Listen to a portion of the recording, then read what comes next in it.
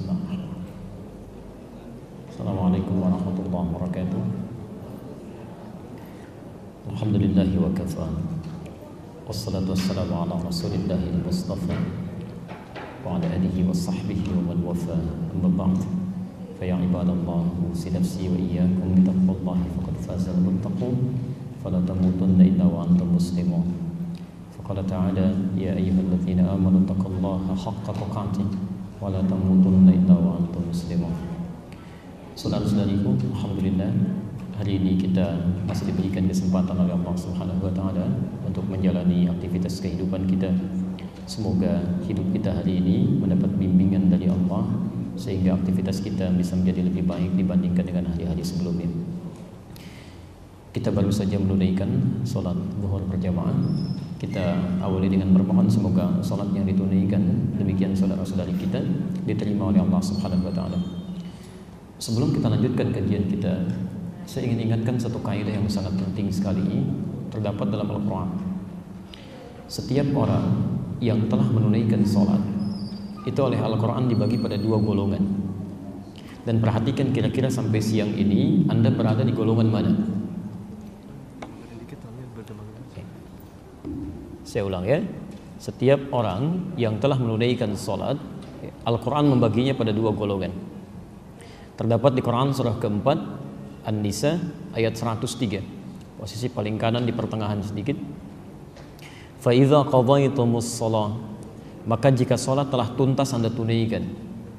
Saya ulang, fa idza qadaytumus shalah, maka jika salat telah tuntas Anda tunaikan. Kalau Anda berhenti membaca di sini waqaf ya, di ayat ini, maka itu menunjuk pada golongan yang pertama. Fa idza qadaytumus salata, maka jika Anda telah tuntaskan salat, kata para ulama, ini menunjuk pada golongan yang pertama. Ada orang yang salatnya sekedar menuntaskan kewajiban saja. Jadi, maaf, ada motif orang salat yang penting saya sudah salat. Perkara khusyuk atau tidak itu belakangan. Diterima atau tidak itu urusan Allah. Lambat atau cepat itu perkara lain. Yang penting saya sudah salat. Nah, rumus di tafsir, kalau ada satu kejadian di Quran tidak disebutkan siapa orangnya, tidak dirinci kapan kejadiannya, itu artinya kisah dimaksud akan terjadi di setiap masa dengan tokoh dan nuansa yang berbeda. Jadi sekarang pun dan nanti pun akan didapati orang sholat, yang penting sudah sholat. Ya, perkara yang lainnya itu terserah dalam topik yang lain. Sedangkan orang-orang yang berhasil dalam sholatnya, dia mendapati manfaat dari sholat. Di antara manfaat yang utamanya, fadhkurullaha. Ya, maka salat yang telah ditunaikan itu fadhkurullaha, bisa langsung mengingatkan dia dengan Allah ya. Karena itu ibadahnya disebut dengan salat dari kata silah ya. Silah itu ketersambungan yang erat, ikatan yang kuat ya. Makanya ada istilah silaturahim ya. Hubungan yang kuat, erat, sulit untuk dilepaskan. Kalau dibentuk dalam ibadah ritual, silah berubah menjadi sholah. Jadi kenapa disebut dengan salat? Karena ibadah ini melatih kita untuk tersambung erat dengan Allah Subhanahu wa taala ya. Jelas ya? Nah, harusnya orang kalau sudah tersambung dengan Allah, dia ingat. Fadhkurullaha qiyaman. Bahkan saat berdirinya selesai salat, dia bangun, dia ingat Allah. Di jalannya ingat Allah, ya, Masya Allah. Kemudian wa qu'udan, duduknya ingat Allah. Apapun yang dia lakukan dalam aktivitasnya, duduk, apakah dia bekerja, dia menulis, dia tanda tangan satu hal, dia makan, dia minum, dia ingat Allah. Wa ala junubikum, bahkan saat tidurnya pun dia mengingat Allah. Perhatikan poinnya ya. Ini saya agak sedikit terpecah konsentrasinya. Jadi saya mohon mungkin nanti bisa bicara dengan DKM ya, dalam satu situasi hendaknya bisa menyediakan satu area khusus untuk bisa sholat dalam kondisi masbuk ya.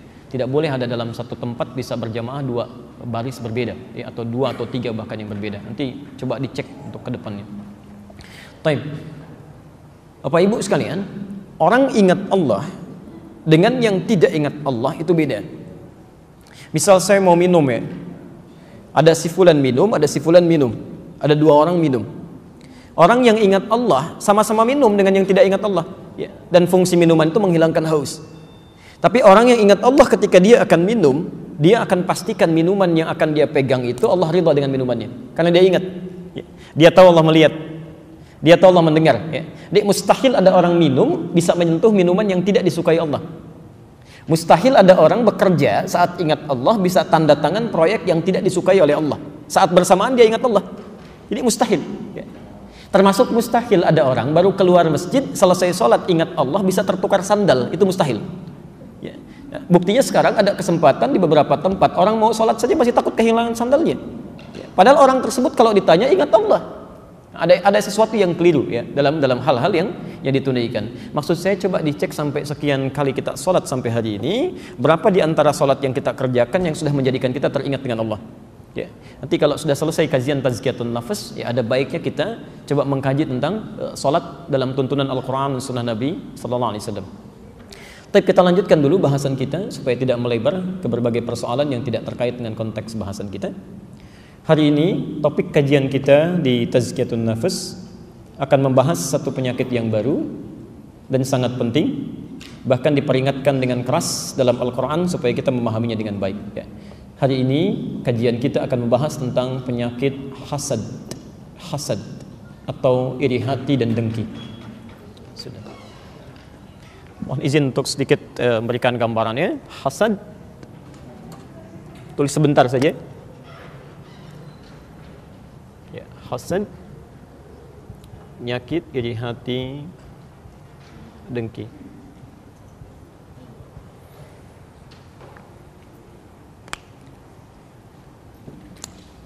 Baik.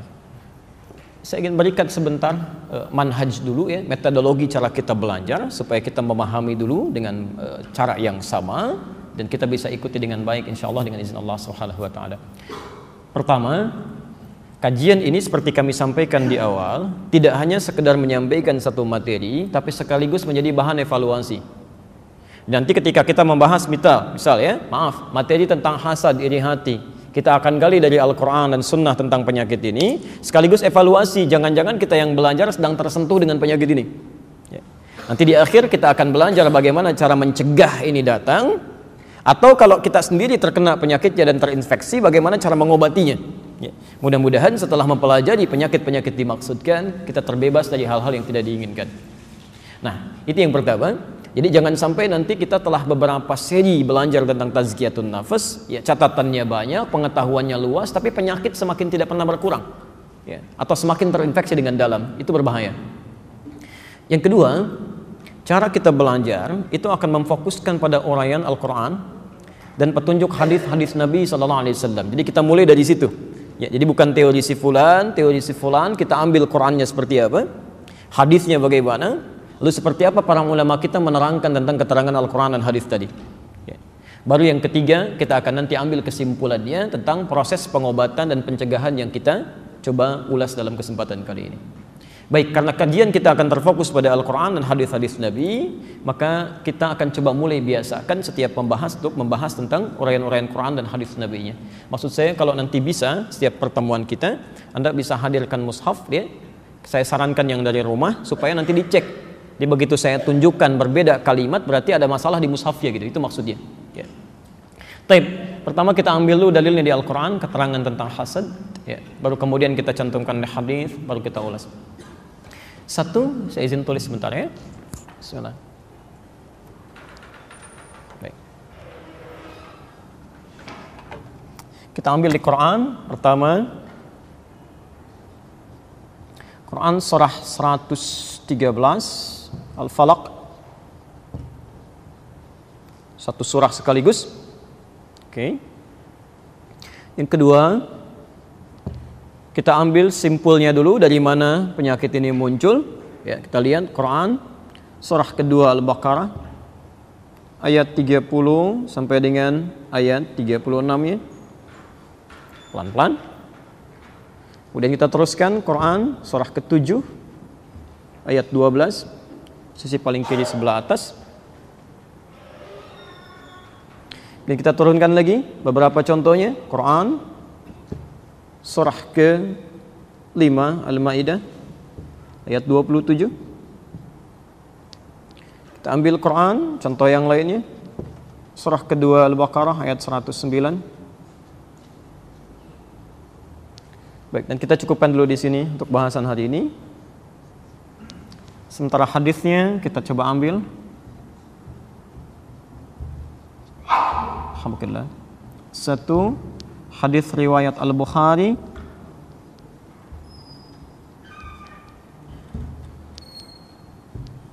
bisa ditemukan di nomor hadis 5067.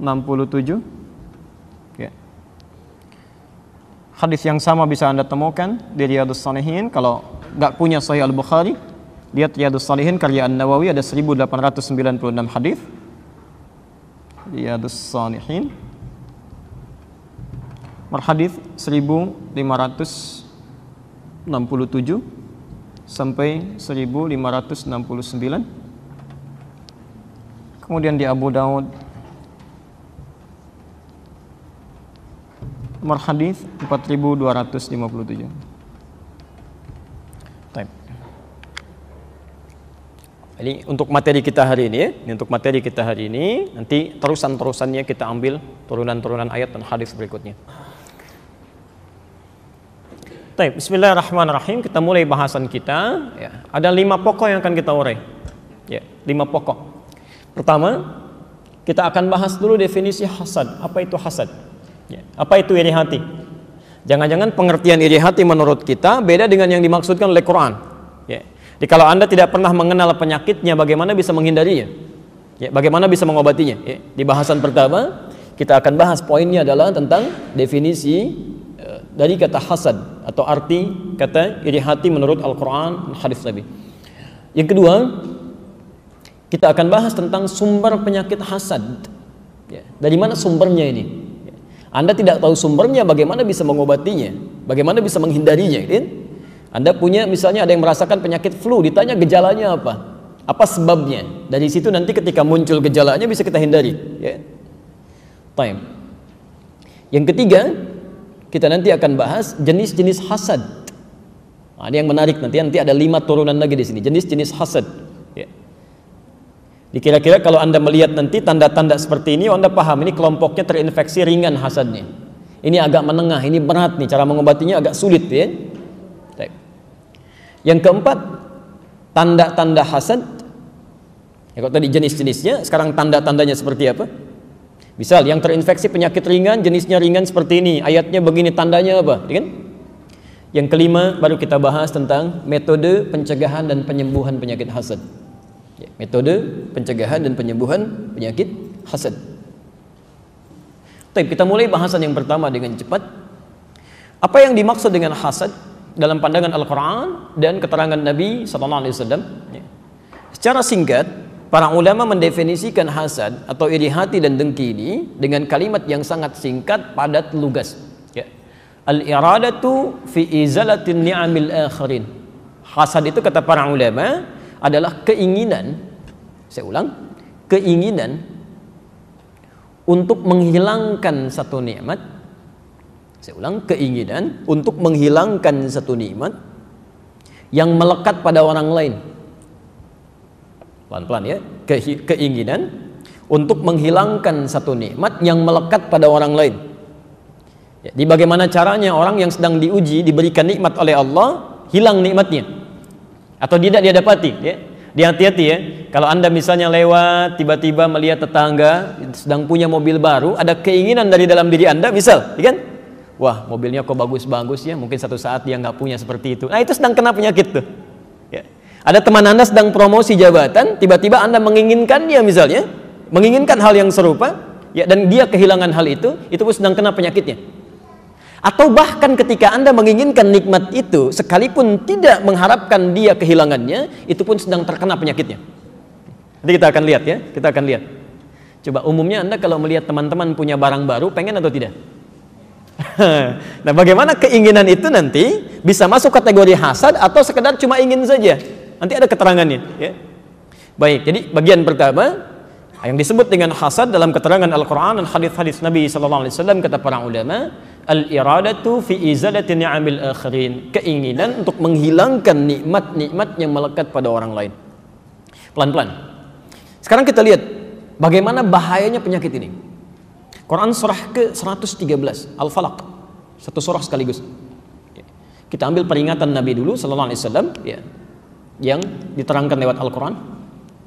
Allah berfirman, lihat kalimatnya ya. Quran surah Al-Falaq, Qul a'udhu birabbil falaq. Pelan-pelan. Katakan, ini perintah. Jadi kalau ada kata kul itu perintah ya, perintah. Jadi sifatnya kalau sudah perintah itu penegasan, mesti ya. Sedapat mungkin kita lakukan.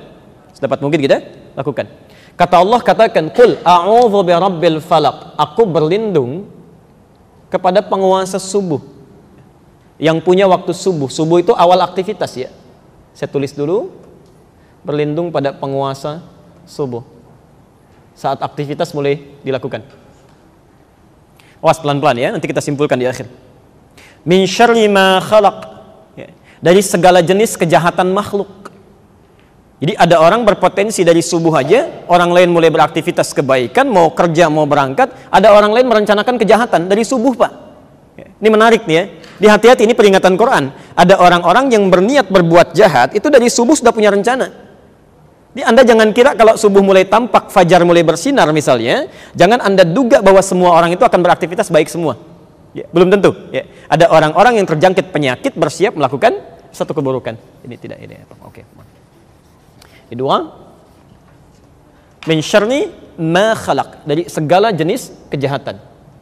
Saya tulis dulu, segala jenis kejahatan. Segala khair, nggak apa-apa. Ya, ketahan. Perhatikan pelan-pelan. Teruskan ayatnya. Wa min syarri ghasiqin idza waqab, dan dari kejahatan yang muncul di malam saat gulita, saat gelap. Ya. Perhatikan, jadi ada orang yang berbuat jahat dari waktu subuh, ada orang berbuat jahat di waktu malam. Ya. Sedangkan ayat ini ingin menunjukkan bahwa penguasa subuh sampai malam itu cuma Allah. Ya. Di Allah menguasai subuh sampai dengan menguasai malamnya. Anda diminta berlindung dari orang-orang berniat jahat baik di waktu subuh ataupun di waktu malam. Pelan-pelan. 3, saya agak cepat. Wa min syarrin naffatsati fil 'uqad, dan dari kejahatan tukang sihir ya, saat dia mulai membuat mantra-mantra yang ditiupkan pada buhul orang-orang ya. Nafas itu artinya sesuatu yang dikeluarkan tanpa orang berada di hadapannya ya. Kalau tukang sihir itu kan kalau mau menyihir seseorang, menyantet seseorang, kan orangnya nggak ada di hadapan kan, umumnya dia akan di tempat lain ya, dia ambil perangkat tertentu, dia keluarkan jimat-jimat, maka terkena orang yang disihir itu ya. Jarang ada orang mau nyihir di depan orangnya langsung, saya sihir kamu, itu nggak ada gitu ya. Umumnya di belakang layar gitu kan. Baik, jadi yang ketiga ada kejahatan tukang sihir, tukang santet, kejahatan penyihir. Sekarang fokus. Setelah Allah menerangkan 3 jenis kejahatan ini, yang keempatnya tiba-tiba mengatakan, lihat kalimatnya, wa min syarri hasidin idza hasad, dan dari kejahatan orang yang punya penyakit hasad ya, saya ulang, dan dari kejahatan orang yang punya penyakit hasad, orang yang punya penyakit iri hati, iri, dengki, apabila penyakitnya sudah mulai muncul. Fokus sebentar, fokus ya. Sekarang saya berikan ilmu sedikit ya, saya berikan ilmu. Yang pertama, perhatikan, ini poin penting. Bapak Ibu sekalian, setiap ayat-ayat ini itu disambungkan dengan wawu. Ya. Coba lihat kalimatnya. Qul a'udzu birabbil falaq min syarri ma khalaq wa min syarri ghasiqin idza waqab wa min syarri naffatsatin fil 'uqad wa min syarri hasidin idza hasad. Kalau Anda menemukan kalimat-kalimat dirangkai dengan huruf wawu, itu dalam bahasa Arab, wawu ini dinamakan dengan atful ma'iyyah. Al-atfu wal ma'iyyah.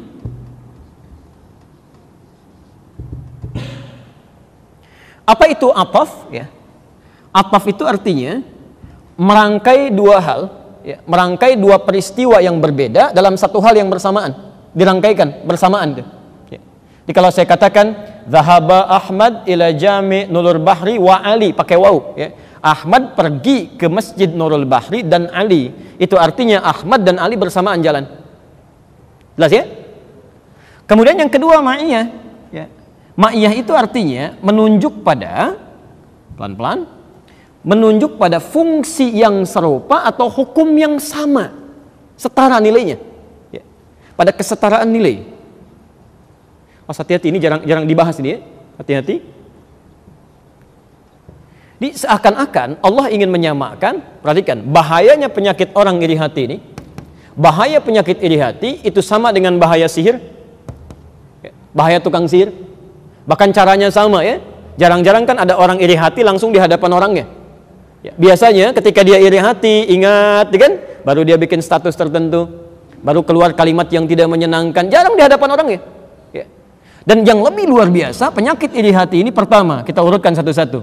Satu, kata Allah, lihat, tingkat bahayanya, kalau ada orang cuma berbuat jahat subuh saja, ada orang berbuat jahat malam saja, iri hati ini berpotensi berbuat jahat dari subuh sampai malam. Karena orang-orang yang terkena penyakit iri hati, begitu muncul sifatnya, seketika bisa berbuat jahat. Ya. Perampok beraksi subuh, siang istirahat. Ya. Perampok beraksi siang, malamnya istirahat. Penyakit iri hati tidak, mau subuh, tiba-tiba ingat orang yang dimaksudkan dengan rasa irinya, muncul perasaannya, bicara dengan istrinya. Tahu nggak mah, saya ini mau berangkat ke kantor sekarang, orang ini luar biasa menyebalkannya, muncul. Malam-malam mau tidur, tiba-tiba ingat lagi, mulai bikin status, dituliskan di media sosialnya. Ya. Jadi seakan-akan ingin mengatakan orang-orang yang punya penyakit iri hati ini, Masya Allah, saking luar biasa bahayanya, hidupnya tidak akan pernah tentram dari mulai subuh sampai dengan malam. Nggak percaya silakan. Ya. Orang-orang terkena penyakit iri hati, begitu temannya dapat promosi jabatan, dari subuh sampai malam, kepikiran juga. Ya. Bahkan kadang-kadang dalam tidurnya masih mencela juga ya. Orang istirahat, oh, ini keluar kalimat-kalimat. Ya. Baik. Yang kedua, maaf, sifat iri hati menggunakan huruf waw disandingkan dengan segala jenis kejahatan, min syarri ma khalaq. Ini menunjukkan bahwa orang yang terkena penyakit iri hati itu sama jahatnya dan kejahatan-kejahatan lain. Jadi kalau ada orang mencuri, ya itu sama dengan orang iri hati. Ada orang misalnya iri hati, ada orang lain merampok, itu sama nilainya, sama jahatnya, ya, sama jahatnya. Jadi bukan cuma dosa yang melahirkan kegelisahan dari mulai pagi sampai malam, tapi juga tingkat kesulitannya. Penyakit ini disebut oleh Al-Quran berpotensi melahirkan kejahatan-kejahatan yang benar dosa. Ya, jelas di sini? Nah, yang mau saya tekankan di sini, hasil itu kan yang pemiliknya, yang punya penyakitnya. Jadi Anda bayangkan saking bahayanya penyakit ini, jangankan kita yang terinfeksi, kita nggak kena penyakit pun diminta oleh Allah berlindung dari yang punya penyakitnya. Kan ayat ini berkata, "Qul a'udzu birabbil falaq." Katakan, saya berlindung kepada Allah, kan? Penguasa waktu subuh, ujung ayatnya, dan saya berlindung kepada Allah dari orang-orang yang punya penyakit iri saat penyakit itu muncul dari dirinya. Anda bayangkan saking bahayanya penyakit ini, jangankan orang yang terkena, orang yang nggak kena penyakit ini saja diminta oleh Al-Quran berlindung kepada Allah dari orang yang kena penyakitnya. Saking bahayanya. Jelas sampai sini? Baik. Karena itu penting bagi kita mendengar peringatan Al-Quran ini supaya kita pelajari. Ya. Nah sekarang kalau Qurannya berkata hati-hati dari orang yang punya penyakit iri hati, kita balik tanya, ya Allah apa tandanya ya, orang yang punya penyakit iri hati ini? Dari mana sumbernya? Kenapa dia bisa datang? Seperti apa kami kemudian pelajari itu dan kita bisa cegah atau bahkan obati ketika penyakitnya menyentuh kehidupan kita. Ini yang coba kita akan turunkan pelan-pelan. Baik. Bismillahirrahmanirrahim. Kita mulai bahasan inti yang kedua, sumber penyakit iri hati. Sumbernya dari mana gitu ya? Ya, pelan-pelan.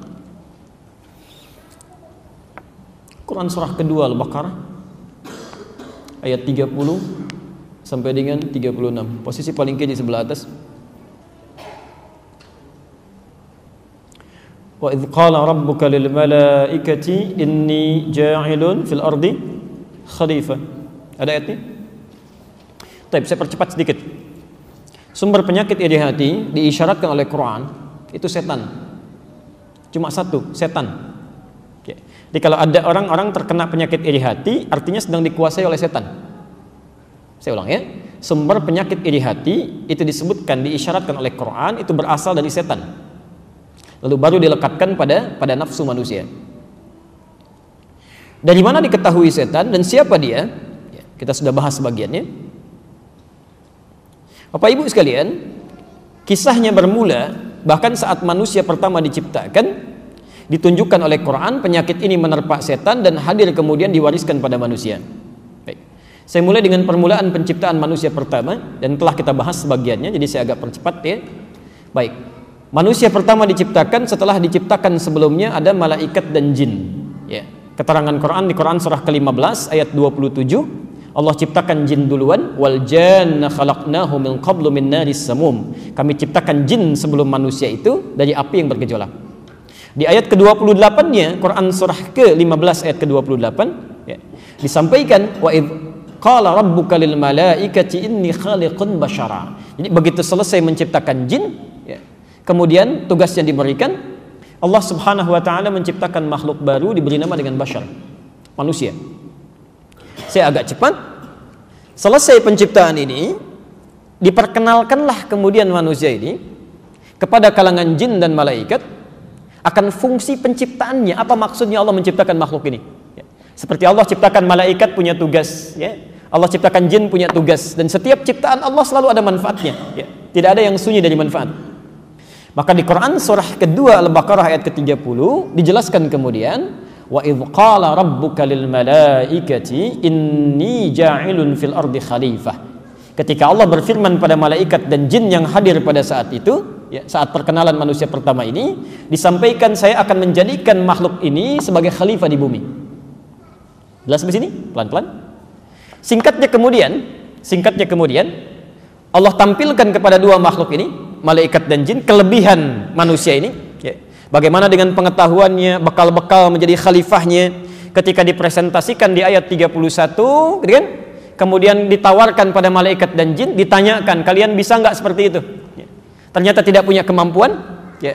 Sampai malaikat mengatakan, qalu subhanaka la ilma lana illa ma 'allamtana innaka antal alimul hakim. Ya. Ya Allah, cuma Engkau, gitu kan, yang bisa memberikan pengetahuan dengan segala hikmahmu, kami tidak mampu. Ayat 33 yang diperintahkan Adam kemudian untuk menampilkan pengetahuan-pengetahuannya secara lebih luas. Saya persingkat di ayat 34. Nah, ini mulai. Ketika telah nampak kemuliaan Adam ini, pelan-pelan, padahal diciptakan dari materi yang tidak sebanding, tidak kalah hebat dengan malaikat dan jin. Ya. Malaikat diciptakan dari bahan materi yang sangat bagus, luar biasa, cahaya. Sedangkan jin tadi dari api, kan ya? Makhluk ketiga diciptakan dari bahan materi yang lebih rendah dari yang pertama dan kedua tadi, ya, dari saripati tanah. Ya. Allah ingin menampakkan tidak setiap ciptaan Allah yang dianggap rendah itu bisa kecil, barangkali nilainya tinggi, gitu ya.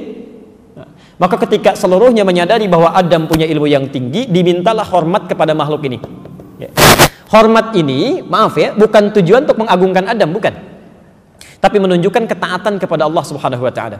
Ya.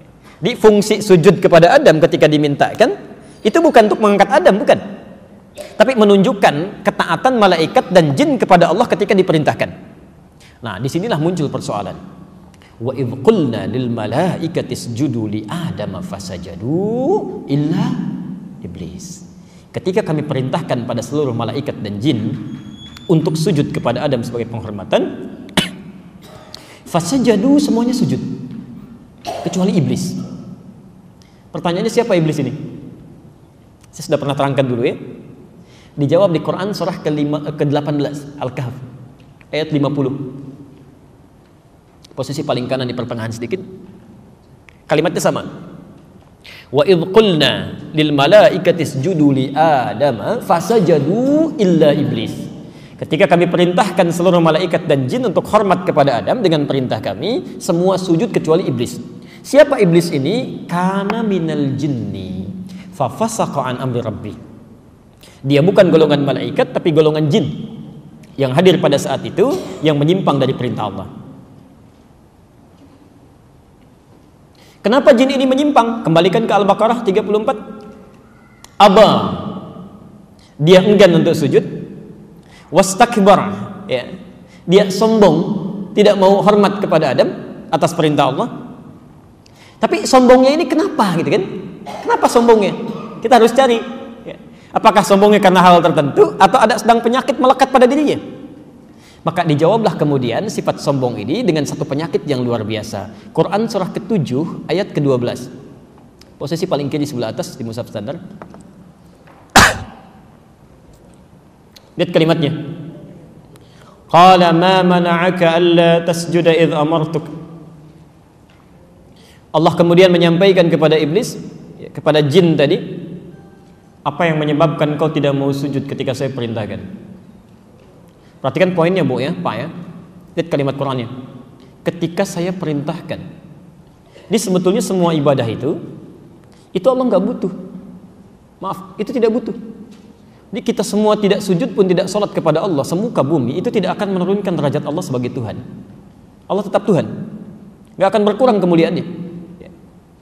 Tapi semua ibadah yang diperintahkan, diminta, dikerjakan, itu hanya menunjukkan ketaatan kita saja sebagai seorang hamba. Kita yang perlu.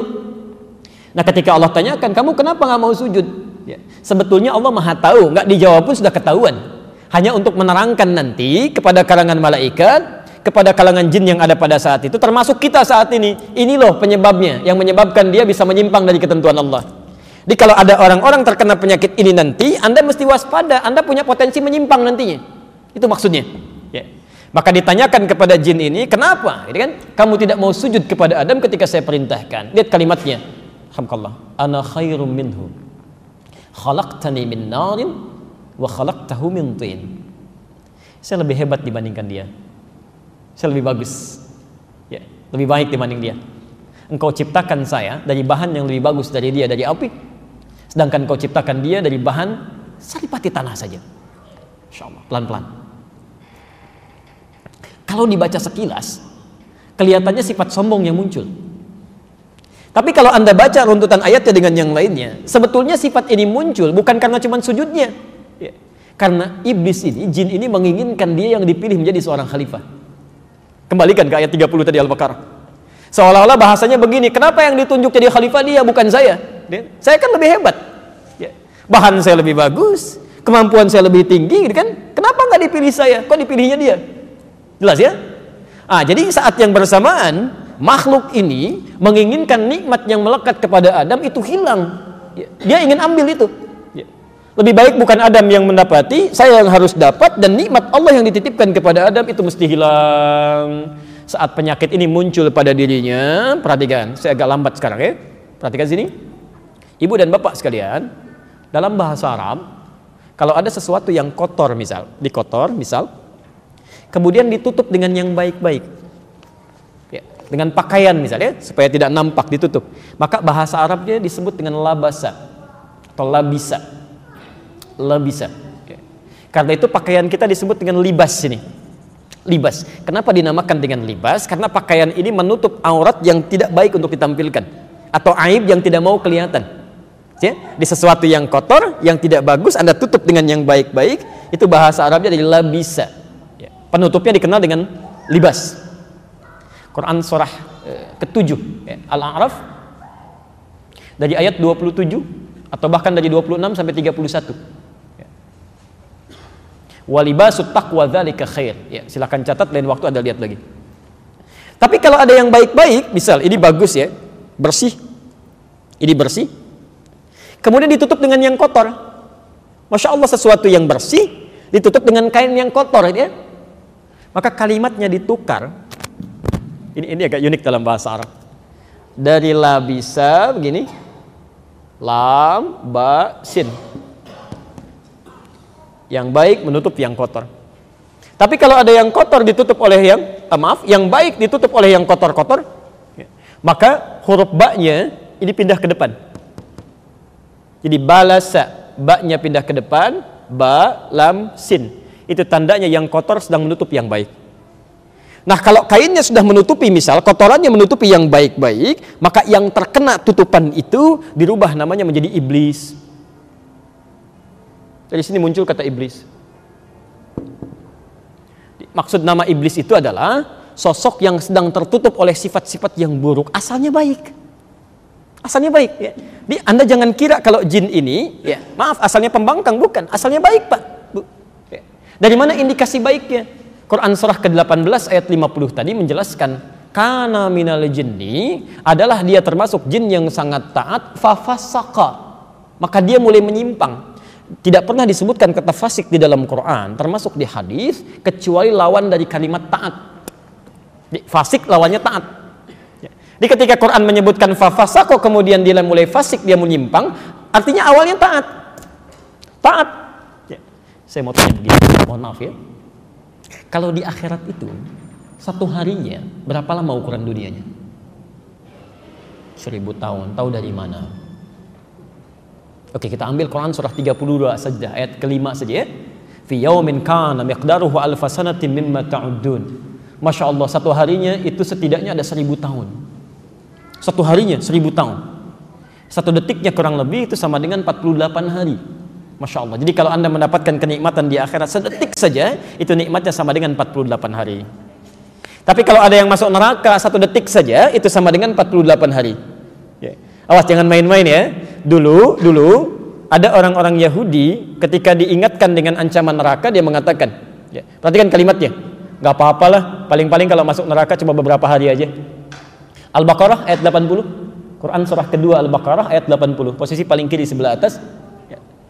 Wa qalu lan tamassana an-naru illa ayyaman ma'dudah. Ya. Dan mereka berkata, lan tamassana an-naru, kalau masuk neraka paling sebentar, nggak akan disentuh oleh neraka, illa ayyaman ma'dudah, paling sebentar. Ya. Kalau kalimat ma'dudah itu alifnya pendek, ma'dudah pendek bacaannya, itu artinya kalimat yang disampaikan belum bisa dipastikan. Jadi kalau balik ditanya, misal ya, nggak akan masuk neraka paling beberapa hari aja, ditanya berapa hari, ya paling beberapa hari lah, dia sendiri belum bisa memastikan, tapi dia menganggap ringan gitu ya, paling beberapa hari, dari situ diangkat ke surga lagi. Ya, Masya Allah. Ada bahkan sebagian mereka memastikan, paling 1 hari, 2 hari, 3 hari. Ya. Ali Imran, Quran surah ketiga ayat 24, posisi paling kanan sebelah atas. Dzalika bi annahum qalu lan tamassana an-naru illa ayyaman ma'dudat. Alifnya panjang. Perhatikan dua kalimat yang sama, yang satu alifnya tidak ada, pendek, ma'dudah, yang satu panjang, ma'dudat. Masya Allah. Paling-paling cuma 1, 2, 3 hari aja, lebih pasti kata mereka. Awas, saya kasih ilmu sebentar ya, pelan-pelan. Bapak Ibu sekalian, memang ada keterangan di Quran dan di hadis, ada orang-orang yang tidak kekal di neraka. Ada. Jadi di Quran sendiri kalimat neraka itu dibagi dua, ada yang kekal sifatnya khalidina fiha, ada yang tidak. Ya. Termasuk keterangan Nabi, ini tambahan aja ya, mohon izin, tambahan. Al-Bukhari, hadis riwayat Al-Bukhari, Sahih Al-Bukhari, bab 15, bab ke-15, hadis nomor 22. Kalau Anda punya kitab aslinya, itu ada 4 jilid yang pakai tahqiq halaman 31, bab ke-15, kemudian hadis nomor 22, posisi sebelah kiri di pertengahan dari Abu Sa'id Al-Khudri. Dari Abu Sa'id Al-Khudri. Judul babnya Tafadhulu ahlil iman fil a'mal. Ya. Tafadhulu ahlil iman fil a'mal. Bab tentang berlomba-lomba mendapatkan kemuliaan ya, bagi ahli iman dalam beramal saleh. Di hadis itu kalimat Nabi yang pertama disampaikan adalah yadkhulu ahlul jannatil jannata. Ahli surga pasti akan masuk ke surga. Wa yadkhulu ahlun narin nara, dan ahli neraka pasti akan masuk ke neraka. Thumma yaqulullahu ta'ala, kemudian Allah berfirman kepada sebagian yang masuk neraka. Ya. Pelan-pelan. Akhriju katanya, ya. Akhriju, keluarkan mereka dari neraka. Akhriju minan nar. Keluarkan, sudah selesai saatnya. Sudah tiba, selesai. Keluarkan mereka dari neraka. Akhriju minan nari qadis waddu, ketika diangkat dari neraka sudah pada gosong. Sudah pada gosong. Ya. Dari keterangan ini orang-orang Yahudi mengatakan, mengambil sebuah kalimat, gak apa-apalah. Paling-paling kalau dosa sedikit masuk neraka, nanti juga masuk surga lagi. Nanti juga masuk surga lagi. Karena itulah kemudian turun ancaman Quran. Silahkan aja kalau mau. Silahkan, satu harinya sama dengan 1000 tahun. Ya, Masya Allah. Jadi satu detiknya sama dengan 48 hari. Siksa paling ringan di neraka itu ada di Quran surah keempat An-Nisa ayat 56, posisi paling kanan, agak ke atas sedikit. Innal ladzina kafaru bi ayatina sawfa nuslihim nara. Kalau ada orang ingkar terhadap kami akan celupkan nanti ke neraka kalau dia tidak mau taubat. Ya. Maaf Bapak Ibu sekalian, nusli itu kalau dalam bahasa Arab itu seperti bikin teh celup. Pernah bikin teh celup? Kan dimasukin, diangkat lagi ya, masukin, diangkat lagi. Nanti di akhirat nanti ada orang disiksa di neraka, paling ringannya itu kayak teh celup, dimasukin, diangkat lagi. Ada tugas malaikat yang tugasnya cuma celupin, angkat. Kullama nadijat juluduhum, ketika dimasukkan, dicelupkan, itu hancur semuanya, kulit-kulitnya semua habis itu. Ya. Baddalnahum juludan ghairaha, diangkat sembuh lagi. Ya. Kan kalau dalam dunia kesehatan itu indra paling peka perasakan kulit. Ya. Makanya disebutkan kulit. Begitu dihancurkan, ya, diangkat lagi, sembuh lagi, hancurkan, sembuh lagi. Itu satu detiknya begini sama dengan 48 hari. Jadi kalau ada orang mau coba-coba silahkan aja kalau mau dirasakan gampang itu. Ya. Nah kalau kita kembalikan ke kajian tazkiyatun nafas, dan saya agak lambatkan ritmenya sedikit, jin tadi kalau 1 hari aja taat kepada Allah itu berarti ukurannya sudah 1000 tahun ibadah kita. Kalau sejak dia diciptakan misal baru 7 hari aja, itu artinya sudah 7000 tahun dalam ukuran kita. Anda bisa bayangkan makhluk yang sudah ribuan tahun dalam hitungan kita ibadah kepada Allah karena terkena penyakit ini saking bahayanya, ya, dirubah namanya oleh Allah menjadi iblis, terkuasai oleh kotoran, ya, kena sombong, kena iri hati, bisa terusir dari surganya, terusir dari rahmat Allah, dilaknat oleh Allah, dijanjikan neraka yang luar biasa tanpa pernah keluar dari dalamnya. Jadi Anda bayangkan kalau jin yang sangat taat saja terkena penyakit iri hati bisa demikian luar biasa dahsyat azabnya, maka bagaimana dengan manusia yang tidak sekuku amalannya? Jelas ya? Karena itulah hati-hati. Hal pertama yang dilakukan, awas hati-hati, hal pertama yang dilakukan oleh makhluk ini ketika nanti diturunkan oleh Allah ke bumi bersama Adam, bersama Hawa, itu bagaimana caranya kemudian membawa penyakit ini dilekatkan kepada anak cucu Adam, supaya mereka setidaknya mendapatkan bagian yang sama dari murka Allah yang telah diberikan kepada makhluk ini. Jelas ya? Jadi pada asalnya setiap manusia yang terlahir membawa sifat-sifat kebaikan. Kata Nabi, kullu mauludin yuladu alal fitrah, ya. Di antara hal yang menjadikan kita menyimpang, dibawa penyakit oleh setan, ditunjukkan kepada kita, dan salah satu penyakitnya dikenal dengan hasad, ya. Di kesimpulan dari ayat tadi, pelan-pelan, sumber penyakitnya dari mana? Setan. Pelan-pelan. Yuk kita turunkan. Bagaimana kemudian setan menebarkan penyakit ini kepada anak cucu Adam? Hati-hati ya. Jadi sebelum nanti diturunkan iblis, kita sudah bahas ini dengan sangat detail dulu, ya. Itu berjanji dulu iblis di hadapan Allah. Saya akan goda semua anak cucu Adam dari depan, dari belakang, dari kanan, dari kiri, dari semua sisi yang mungkin, ya, supaya mereka tersesat, mendapatkan murkamu, dan engkau tidak akan dapati kebanyakan mereka bersyukur kepadamu. Maka mari kita lihat pelan-pelan. Adam turun ke bumi, Hawa juga turun ke bumi, ya. Quran surah kedua Al-Baqarah dari ayat 36 sampai ayat 38. Yang paling cepatnya ayat 38-nya, ya, qul nahbitu minha jami'a, turun kalian semua ke muka bumi, ya. Fa imma ya'tiyannakum minni huda faman tabi'a hudaya fala khaufun 'alaihim wa lahum yahzanun, ya. Nanti di bumi kami berikan petunjuk, ikuti petunjuk ini, ya kan? Kalau Anda bisa berpegang teguh pada petunjuk ini, maka tidak akan pernah merasa sedih dan nestapa dalam kehidupan, ya. Jadi mohon maaf ibu bapak, ya, kalau satu saat kita memiliki persoalan itu terus mendera kita, tidak pernah selesai, membuat kita sedih. Jangan-jangan yang bukan menyelesaikan persoalannya bukan karena kemampuan kita kurang harta benda atau kedudukan, tidak. Barangkali maaf kita nggak pernah baca petunjuknya, ya. Ini kata Allah, kami turunkan hudan, petunjuk, baca itu supaya hidupnya mudah, ya. Dan hudan itu disebut oleh Quran, maaf agak cepat, hudan disebut oleh Quran di surah ke-2 Al-Baqarah ayat 185. Posisi paling kiri di pertengahan. Saya turunkan sedikit, ya. Fokus ini. Tadi kan kata Allah turun semuanya, ya. Di Adam turun, Hawa turun, iblis turun kan, setan turun. Nah, dari yang semua turun ini kata Allah, kami berikan Adam kepada kamu dan keluargamu nanti petunjuk. Disebut hudan, ya. Kalau diikuti petunjuk ini, fala khaufun 'alaihim, hidupnya tidak akan pernah gelisah, tenang aja, kan? Walahum yahzanun, dan tidak akan pernah bersedih, nikmat hidupnya. Di Al-Baqarah 185 untuk umatnya Nabi Muhammad, hudan ini disebut dengan Quran.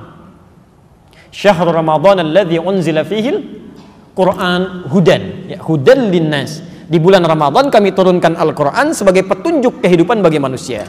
Maaf, maksud saya kalau saya agak cepat, kalau Bapak Ibu seringkali membaca Al-Quran, dipahami isinya, dipraktekkan dalam kehidupan, itu insya Allah tidak akan pernah ada yang susah hidupnya. Pasti mudah. Pasti mudah. Di ujung ayat itu kan mengatakan begini, yuridullahu bikumul yusra wala yuridu bikumul usra. Kami menginginkan hidup manusia semuanya mudah. Kami nggak pengen hidup manusia susah. Jadi kalau ada manusia susah hidupnya, apalagi orang Islam hidupnya susah, di kantor sulit, di rumah sulit, di pekerjaan sulit, kehidupan sosial sulit. Yang salah bukan Allah, yang salah kita. Kenapa nggak dibaca petunjuknya?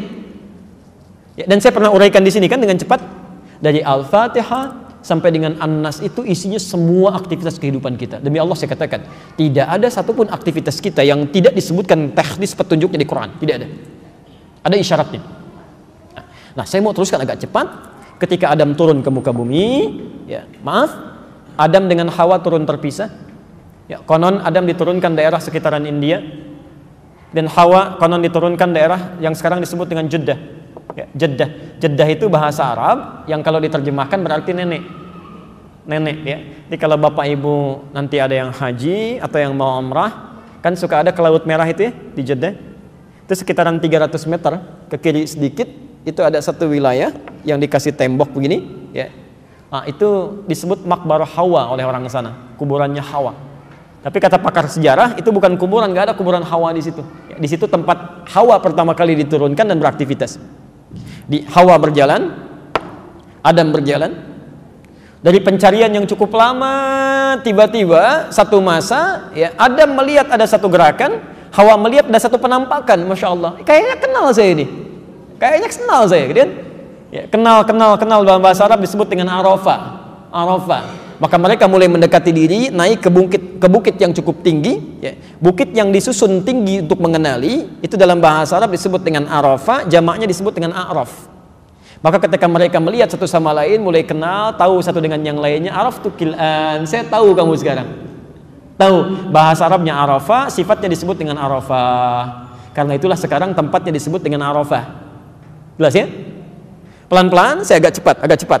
Kemudian mereka berkumpul, hidup berkeluarga, sampai Hawa kemudian mulai mengandung. Ada di Quran surah ke-7 ayat 189, posisi paling kiri di sebelah atas. Falamma taghasyaha, kan? Maka tatkala keduanya mulai bergaul, hamalat hamlan khafifan. Hawa mulai mengandung kandungan ringan. Sampai kandungan berat, keduanya bermohon kepada Allah supaya nanti bayi yang dilahirkan lahir dalam keadaan yang saleh, yang baik. Ini petunjuk Quran pertama bahwa kalau ada seseorang tengah mengandung, ini doa yang disunnahkan di Quran. Ya, bacakan oleh suami istri. Redaksinya langsung diatur di situ. Ya. La in ataitana sholihan lanakunanna minasyakirin. Itu redaksinya ada di situ langsung. Poin saya pelan-pelan. Ketika lahir kembar kan? Baik, kelahiran pertama kembar. Perempuannya cantik luar biasa, masya Allah. Laki-lakinya biasa. Lahir kedua lagi, kembar lagi. Ya, kembar lagi. Ya. Maaf, laki-lakinya cukup biasa juga, perempuannya biasa juga. Ya. Kalau ukuran cantik dengan yang pertama, lebih cantik dari yang pertama. Ya.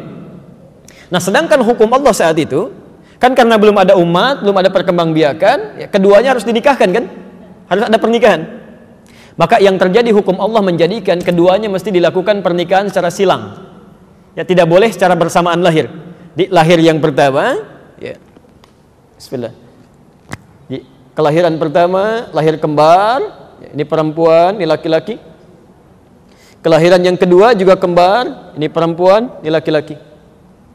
Hukum yang diterapkan tidak boleh melakukan pernikahan dari satu kelahiran yang sama. Yang ini tidak boleh menikah dengan yang ini. Ya, harus disilang. Di perempuan di sini yang tadi lebih cantik disebutkan, ya, harus menikah dengan yang satu di sini. Sedangkan laki-laki yang di sini menikah dengan perempuan yang lahir belakangan atau kelahiran kedua. Pelan-pelan. Ini anak Nabi ya, anak Nabi. Namanya siapa kira-kira? Pernah dengar? Habil. Satu lagi? Qabil. Tuh, tahu dari mana? Ini yang jadi masalah ini. Ya. Hati-hati, nama Qabil, nama Habil itu nggak ada. Oh, hati-hati, nggak ada. Jangankan di Quran, di hadis sahih nggak ada. Jangankan hadis sahih, hadis palsu aja nggak ada. Silakan cek ya. Jadi itu Israeliat, kisah-kisah yang nyebar ke kita, nggak ada nama Qabil Habil itu nggak ada. Jangankan hadis sahih, hadis palsu aja nggak ada. Ya. Quran surah ke-5 ayat 27. Posisi paling kiri di pertengahan ke bawah sedikit. Quran surah 5 ayat 27. Baik, kita beri rumus lalu kita sambungkan ya. Lihat kalimat Qurannya, fokus.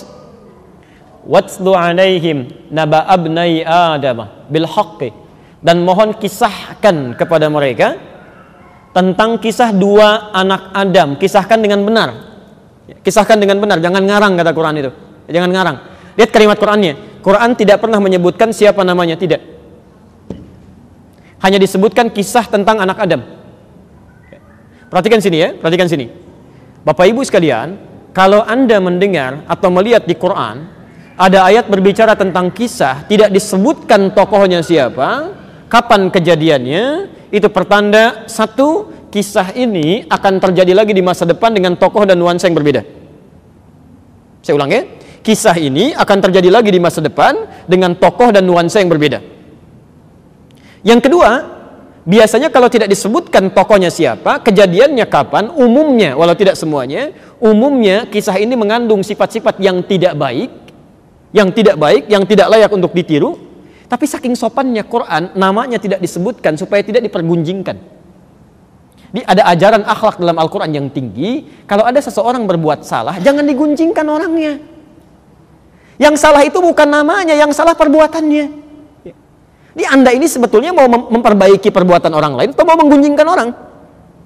Ada orang misalnya tetangga masjid, Pak, nggak pernah ke masjid, tetangga masjid, sampingan masjid, nggak pernah ke masjid. Masya Allah, apa hukumnya tetangga masjid nggak pernah ke masjid? Orang Islam, tetangga masjid, samping masjid, laki-laki nggak pernah ke masjid, apa hukumnya? Haram, dosa, apalagi. Masya Allah, ada yang bakar rumah. Saya kemarin waktu di Sumatera bakar rumahnya, kan? Kita lihat. Bapak Ibu sekalian, tetangga masjid, laki-laki muslim, samping masjid, gak mau ke masjid, apa hukumnya? Hukumnya ajak dia ke masjid. Jadi sebelum kita terapkan hukum fikih, hukum dakwah dulu, ya? Daripada celah orang, celah ini, celah itu, barangkali dititipkan kepada Anda menjadi tetangga, karena cuma Anda yang bisa mendoakannya. Anda yang bisa ngajak, ya? Satu kali mungkin Allah tanya, hei fulan, saya titipkan dia menjadi tetangga kamu, supaya kamu beramal soleh, kenapa kamu celah terus? Nggak ada faidahnya mencela itu, nggak ada faidahnya. Ya. Di kata bahasa Quran ini, minimal doakan dia, ajak dia dengan kebaikan. Jadi kalau Anda temukan kisah-kisah buruk di Quran, itu jarang sekali disebutkan. Ya. Maaf, siapa? Yang perempuan yang menggoda Nabi Yusuf, siapa dia? Tuh, sudah salah lagi. Silakan cek, nggak ada di Quran Zulaikha, nggak ada. Ya. Disebutkan Imra'atul Aziz, Imra'atul Aziz. Ya, Masya Allah, dari ayat 29 sampai ayat 31-nya itu. 31 paling kanan sebelah atas. Nggak ada istilah Zulaikha, wa imra'atul aziz, kan? Dan istri pembesar, Perdana Menteri pada saat itu. Ya. Saya mau kembalikan ke sini. Lihat sini. Kembali ke tadi, ke awal. Iblis berjanji saat sebelum diturunkan, saya akan goda semua anak cucu Adam. Saya akan turunkan keburukan-keburukan supaya menyimpang dari perintah Allah. Seperti pernah saya kerjakan.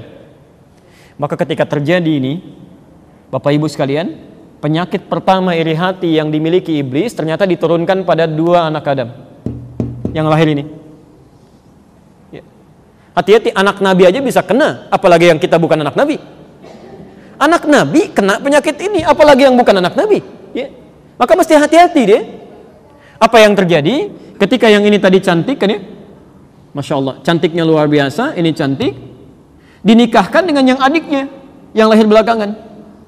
Maka setan datang mengirimkan sinyal penyakit hasad kepada laki-laki yang ini. Bagaimana caranya? Ketetapan yang sudah diberikan, nikmat ini yang perempuan dinikahkan dengan adiknya bisa gagal, dia tetap menikah dengan yang pertama dan adiknya kehilangan nikmat yang telah ditetapkan itu. Ini kan hasad dia? Baik. Tapi Masya Allah, saking bijaknya Allah punya sifat hakim, saking bijaknya, tidak langsung diputuskan. Seketika Allah bisa putuskan. Gak bisa, gak boleh. Ketetapan saya final misalnya. Tapi saking bijaknya untuk memberikan hikmah, kemudian Allah turunkan ujian. Ya. Ayo kita uji saja. Kalau kepatuhan ini bisa muncul, maka kami akan putuskan. Silahkan sesuai dengan yang diinginkan. Maka di Quran surah kelima itu, pelan-pelan ya, ayat ke-27 diteruskan. إِذْ قَرَّبَا قُرْبَانًا فَتُقُبِّلَ مِنْ أَحَدِهِمَا وَلَمْ يُتَقَبَّلْ مِنَ الْآخِرِ. Ini saya mau terangkan sesuatu yang sangat penting, dampak dari penyakit ini, hasad ini.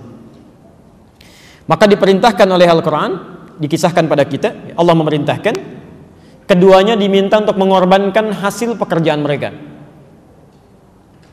Jadi yang anak pertama tadi, ibu, bapak sekalian, itu profesinya dia perkebunan. Ya, dia ngumpulkan di perkebunan dia rawat tanaman dan sebagainya. Adiknya yang kedua, dia profesinya di peternakan. Dia gembalakan domba dan sejenisnya. Apa yang terjadi?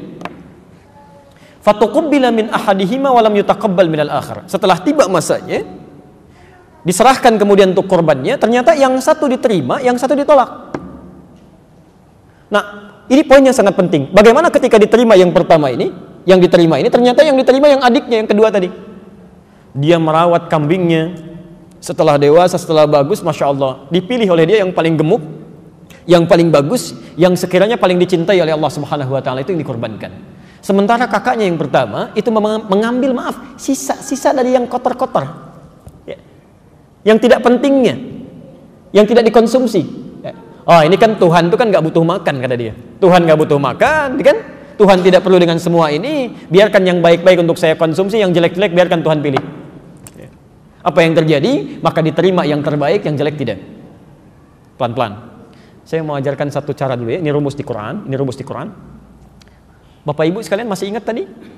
Korban ini kan diketengahkan, ya, ditampilkan, dimintakan oleh Allah untuk bisa mengabulkan permintaan yang dimohonkan tadi kan? Ada satu permintaan ini sulit untuk dikabulkan. Kata Allah, lakukan ini, lakukan amalan. Ya, disebut dengan korban. Apa artinya korban? Seperti biasa. Pertanyaan pertama kencang, jawaban salah. Pertanyaan kedua mulai pelan, jawaban salah lagi. Pertanyaan ketiga nggak ada yang jawab. Oke, korban itu asalnya bukan menyembelih, bukan. Korban bukan menyembelih. Asalnya dari kata koruba. Koruba, kof, ra, ba. Sesuatu yang dekat. Ya, sesuatu yang dekat. Kof, ra, ba. Kof. Oke. Kof, ra, kemudian ba. Saya agak pelan kan? Saya ajarkan rumus sedikit ya. Kalau Anda ingin menjadikan makna berubah menjadi dekat atau banyak, ya, dekat atau banyak, maka rumusnya huruf paling akhir tambah alif dengan nun. Oke, alif dengan nun.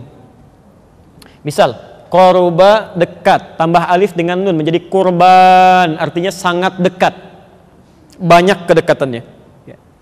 Ghafara, ghain, fa, ra, ampunan. Anda ingin tambah dengan alif dan nun menjadi gufron, artinya yang banyak ampunannya. Jelas ya? Baik, pelan-pelan. Nah, kurban asalnya bukan menyembelih. Ya. Kurban itu pada asalnya adalah, pelan-pelan, amalan-amalan yang dilakukan,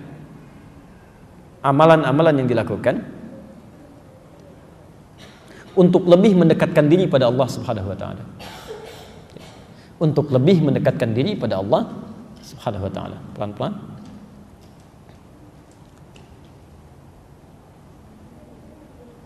Oke, saya mau tanya begini.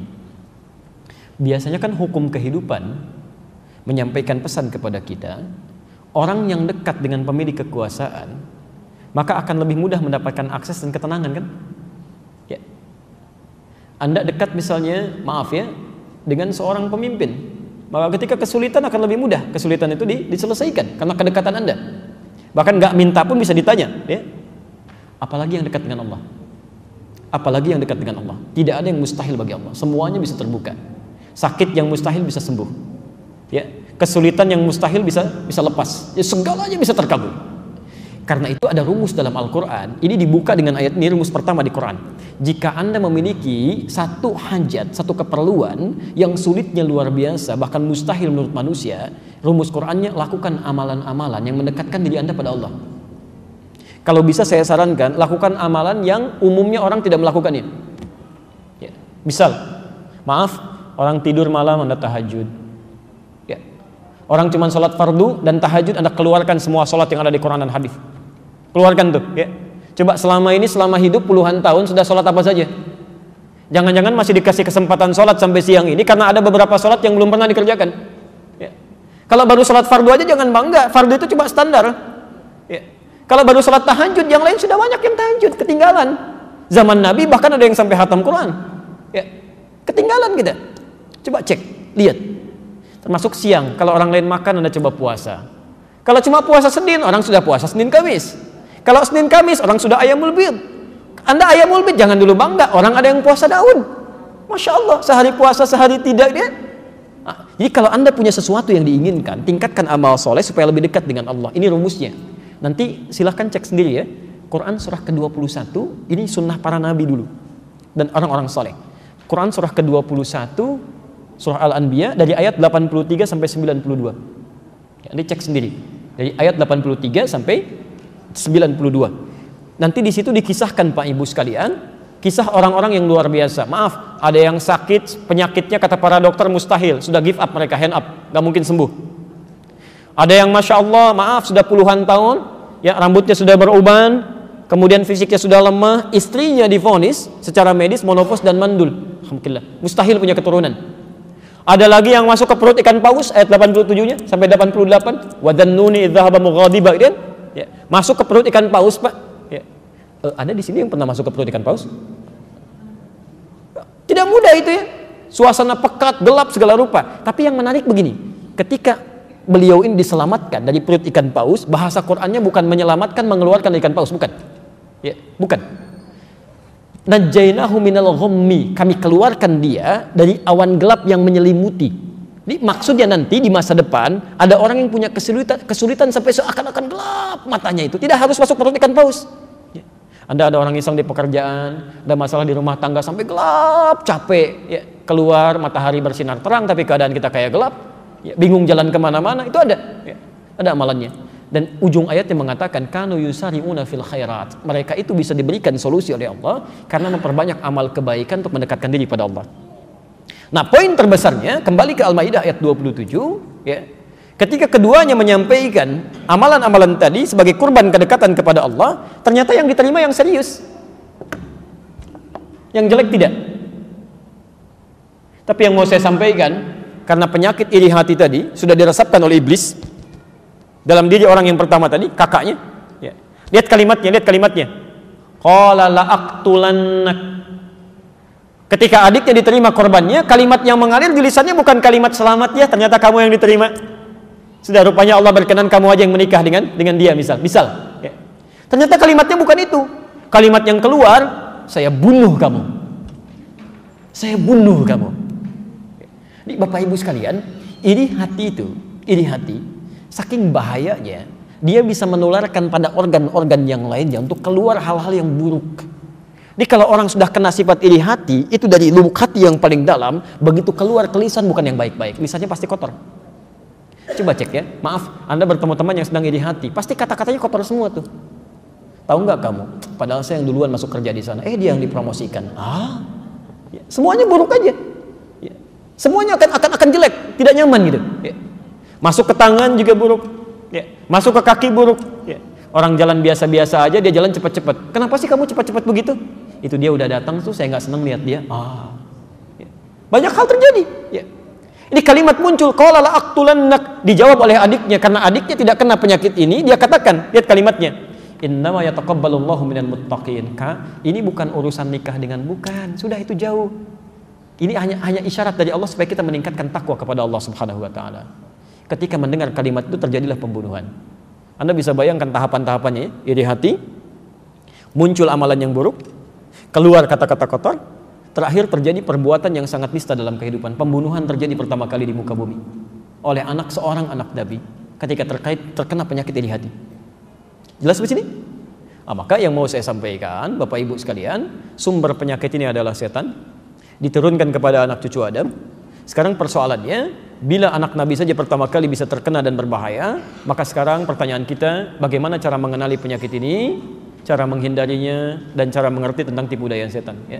Nanti satu waktu kita belajar tentang setan ya. Betul, penting. Ya, ini saya sering perhatikan begini, kebanyakan orang belajar yang positif-positif. Ya. Maaf, Anda kalau ke sini ke Masjid Nurul Bahri, lewat jalan yang mulus saja misalnya, tidak pernah ketahuan di mana lubangnya. Anda tidak bisa menghindarinya. Ya. Sahabat Nabi namanya Hudzaifah Al-Yamani. Itu dikenal sebagai orang paradoks. Maksudnya kalau orang belajar yang baik-baik, beliau selalu cari lawannya. Ya. Sahabat yang lain tanya, ya Rasulullah bagaimana surga? Beliau tanya, ya Rasulullah bagaimana neraka? Orang lain, ya Rasulullah bagaimana nikmat dunia? Hudzaifah tanya, ya Rasulullah bagaimana alam kubur? Ya. Sahabat teman lain bertanya, kamu kok nanya yang begitu? Ya. Kata Hudzaifah, kalau yang baik-baik itu sudah wajar diketahui, gampang nyarinya. Tapi kalau kita tidak tahu durinya, bagaimana bisa menghindarinya? Ya. Kamu kenal surga, surga bisa diraih. Tapi kalau nggak kenal neraka, bagaimana menghindarinya? Ya. Kalau malam pertama dunia, gampang didapatkan. Malam pertama alam kubur, bagaimana mempersiapkannya? Jelas ya? Nanti banyak setan dalam kehidupan, termasuk di masjid. Hati-hati betul ya. Ada setan masjid, tugasnya 2. Namanya khanzab. Tugas pertama dia menggoda orang sholat, khususnya dalam berjamaah, ada di Abu Daud nomor hadis 666, serta di Al-Bukhari Kitabus Shalah nomor hadis 618. Itu dilukiskan oleh Nabi, dia akan masuk ke sela-sela saf tuh, sela-sela saf. Ya. Wadharu furjatin lisyaitan, kata Nabi, kalau Anda membentuk saf, jangan biarkan celah untuk setan masuk. Furjat itu artinya celah yang muncul dari satu sisi yang menempel. Ya.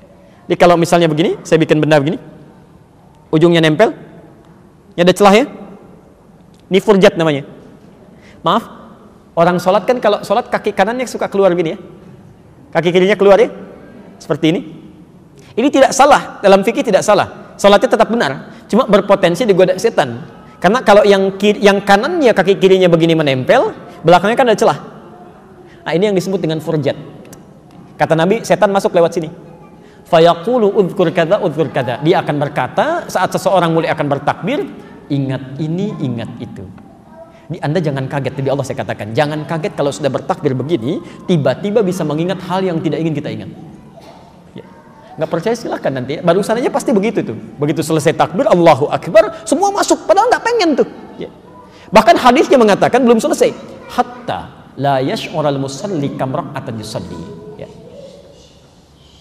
Sampai orang sholat pun sampai tidak sadar berapa rakaat sedang menunaikan sholatnya. Hadis sahih. Sampai ada orang sholat gak sadar berapa rakaat sedang menunaikan sholatnya. Itu fungsi dia pertama. Kalau dia datang ke masjid, maka fungsinya yang kedua adalah menggoda DKM masjid. Hati-hati. Menggoda DKM masjid. Karena itu kalau masjid belum jadi itu semua semarak tuh. Tapi kalau sudah jadi itu bisa pecah. Bisa ramai, bisa macam-macam. Ya. Makanya kalau masjid sudah jadi, jangan dulu bikin program belajar fikih masjid. Ya, masjid itu rumah siapa? Bukan rumah kita. Kan masjid rumah Allah. Rumah Allah beda dengan rumah kita. Rumah kita punya aturan, rumah Allah punya aturan. Masuk rumah kita beda dengan masuk rumah Allah. Nah, kalau nggak dipelajari aturannya, merasa seperti rumah kita, repot nanti. Ya, kas masjid dikelola berdasarkan keinginan kita, bukan keinginan Allah. Ya, hukum masjid seperti keinginan kita beda, hukum Allah ya, lain. Ya. Karena itu Bapak Ibu sekalian, kembali lagi, ya kita kembalikan. Sekarang kita akan coba kenali dulu, kita berhenti sebentar di sini ya. Kita jawab beberapa pertanyaan dulu. Materi yang ketiga selanjutnya tentang cara setan ya, meresapkan iri hati dan jenis-jenis penyakit iri hati. Sebelum kita ke sana, kalau masih nanti ada waktu, kita coba jawab dulu beberapa pertanyaan yang masuk. Kalau Anda ada yang mau bertanya, kami persilahkan dulu. Nanti coba nanti kita teruskan ya. Saya baca satu ini dulu Pak, baru nanti ke Bapak. Apakah boleh memboikot seorang ibu yang berlaku curang, tidak adil terhadap anak-anaknya, yang berani mengusir anak-anak yang lain demi anak kesayangannya? Berdosakah bila kami anak-anaknya mendiamkan? Masya Allah, antum dilahirkan sama ibunya, dirawat, disayangi, berjuang dengan kesulitan, begitu sudah dilahirkan mendiamkan ibunya. Kenapa mesti begitu? Baik, kita lihat dulu. Satu, Quran surah ke-31 ayat 14, posisi paling kiri sebelah atas. Quran surah 31 Luqman ayat 14. Redaksi yang sama dengan usia yang berbeda. Quran surah 46 Al-Ahqaf, Quran surah 46 ayat 15, posisi paling kiri sebelah atas juga. Kemudian Quran surah ke-17 ayat 23, posisi paling kanan di pertengahan. Quran surah 17 Al-Isra ayat 23.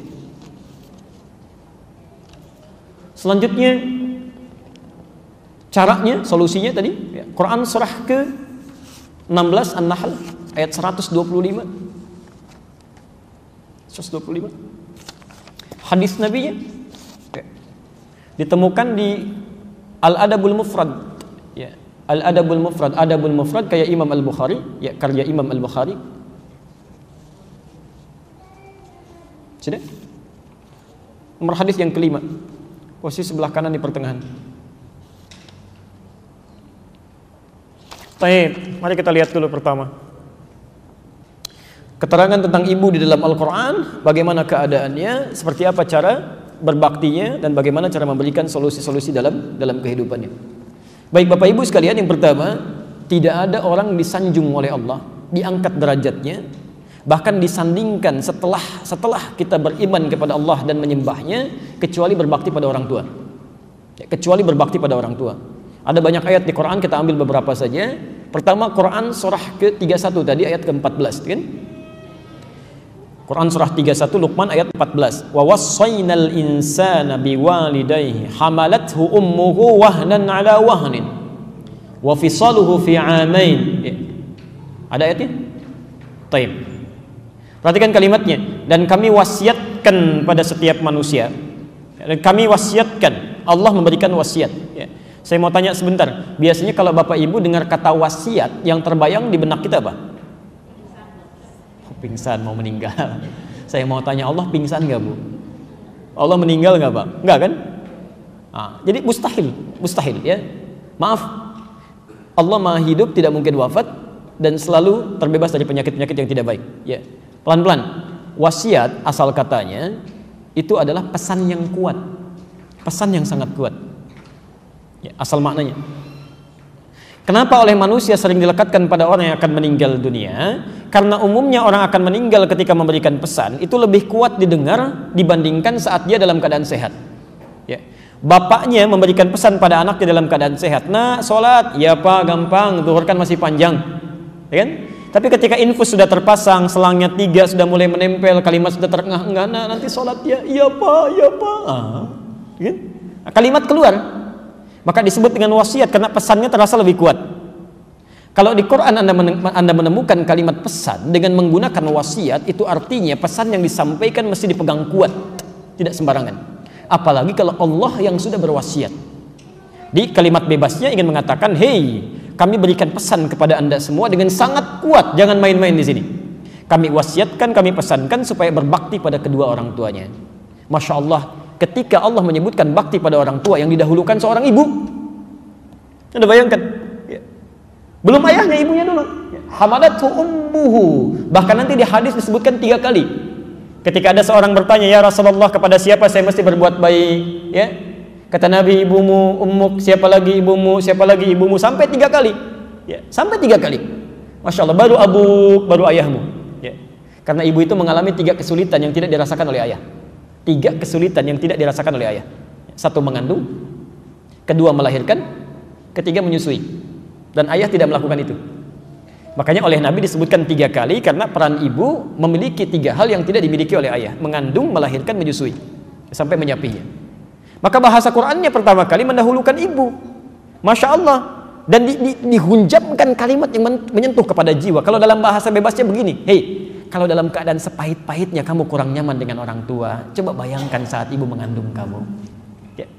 Barangkali baru nggak diajak bicara selama 3 hari, ibu dulu 9 bulan mengandung kamu. Capeknya luar biasa. Di Quran surah 7 ayat 189 tadi. Maka tatkala kandungan semakin besar, miring kanan susah, kiri sulit luar biasa. Yang penting bagaimana caranya dia selamat. Masya Allah. Ya, ketika menyapih, menyusui itu kan luar biasa. Quran surah kedua ayat 233, gitu kan? Ya, bagi peran satu dengan yang lainnya, merawat sedemikian rupa. Kata Allah, kalau sedang pahit-pahitnya nggak enak sama orang tua, bayangkan saat susahnya mereka. Ya, saat susahnya. Yang paling menarik, bahkan kalau ada seseorang berusia 40 tahun pun ibunya masih ada, tetap harus berbakti. Ya. Anda masih kecil, marah pada ibu, biasa barangkali ya. Ya. Tapi kalau sudah usia 40 tahun pun masih ada orang tuanya, nggak boleh menyinggung, nggak boleh, bahkan mendoakan mereka. Perhatikan kalimat yang sama di Quran surah ke-46 ayat 15. Posisinya sama persis, paling kiri sebelah atas. Ya. Wassaynal insana biwalidayhi ihsana hamalathu ummuhu kurha. Kami wasiatkan pada setiap manusia berbuat baik pada orang tuanya. Ibundanya telah mengandungnya dengan penuh kesulitan luar biasa. Sampai ketika anak itu telah berusia 40 tahun, dia mulai berkata, "Rabbi auzi'ni an ashkura ni'mataka allati an'amta 'alayya wa 'ala walidayya." Saya mohon fokus ke sini ya. Apa bedanya ayat 14 di dalam Quran surah Luqman dengan ayat 15 di Al-Ahqaf? Bapak Ibu sekalian, ini di Al-Ahqaf itu lebih dalam lagi. Kenapa kalimat doa itu menyertakan orang tua, disertakan dengan nikmat? Rabbi auzi'ni, ya Allah mohon bimbing hamba. Kata Allah kalau seseorang sudah usia 40 tahun itu harus sudah banyak berdoa.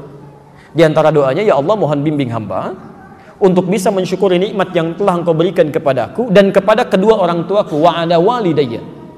Kenapa kalimat orang tua ini muncul? Itu kalau diurutkan dari urutan tafsir, menyampaikan para ulama, karena jangan-jangan kenikmatan hidup yang kita rasakan, barangkali, maaf, ikhtiar kita untuk mendapatkannya mungkin cuma 30%. 70%-nya mungkin peran orang tua, Pak.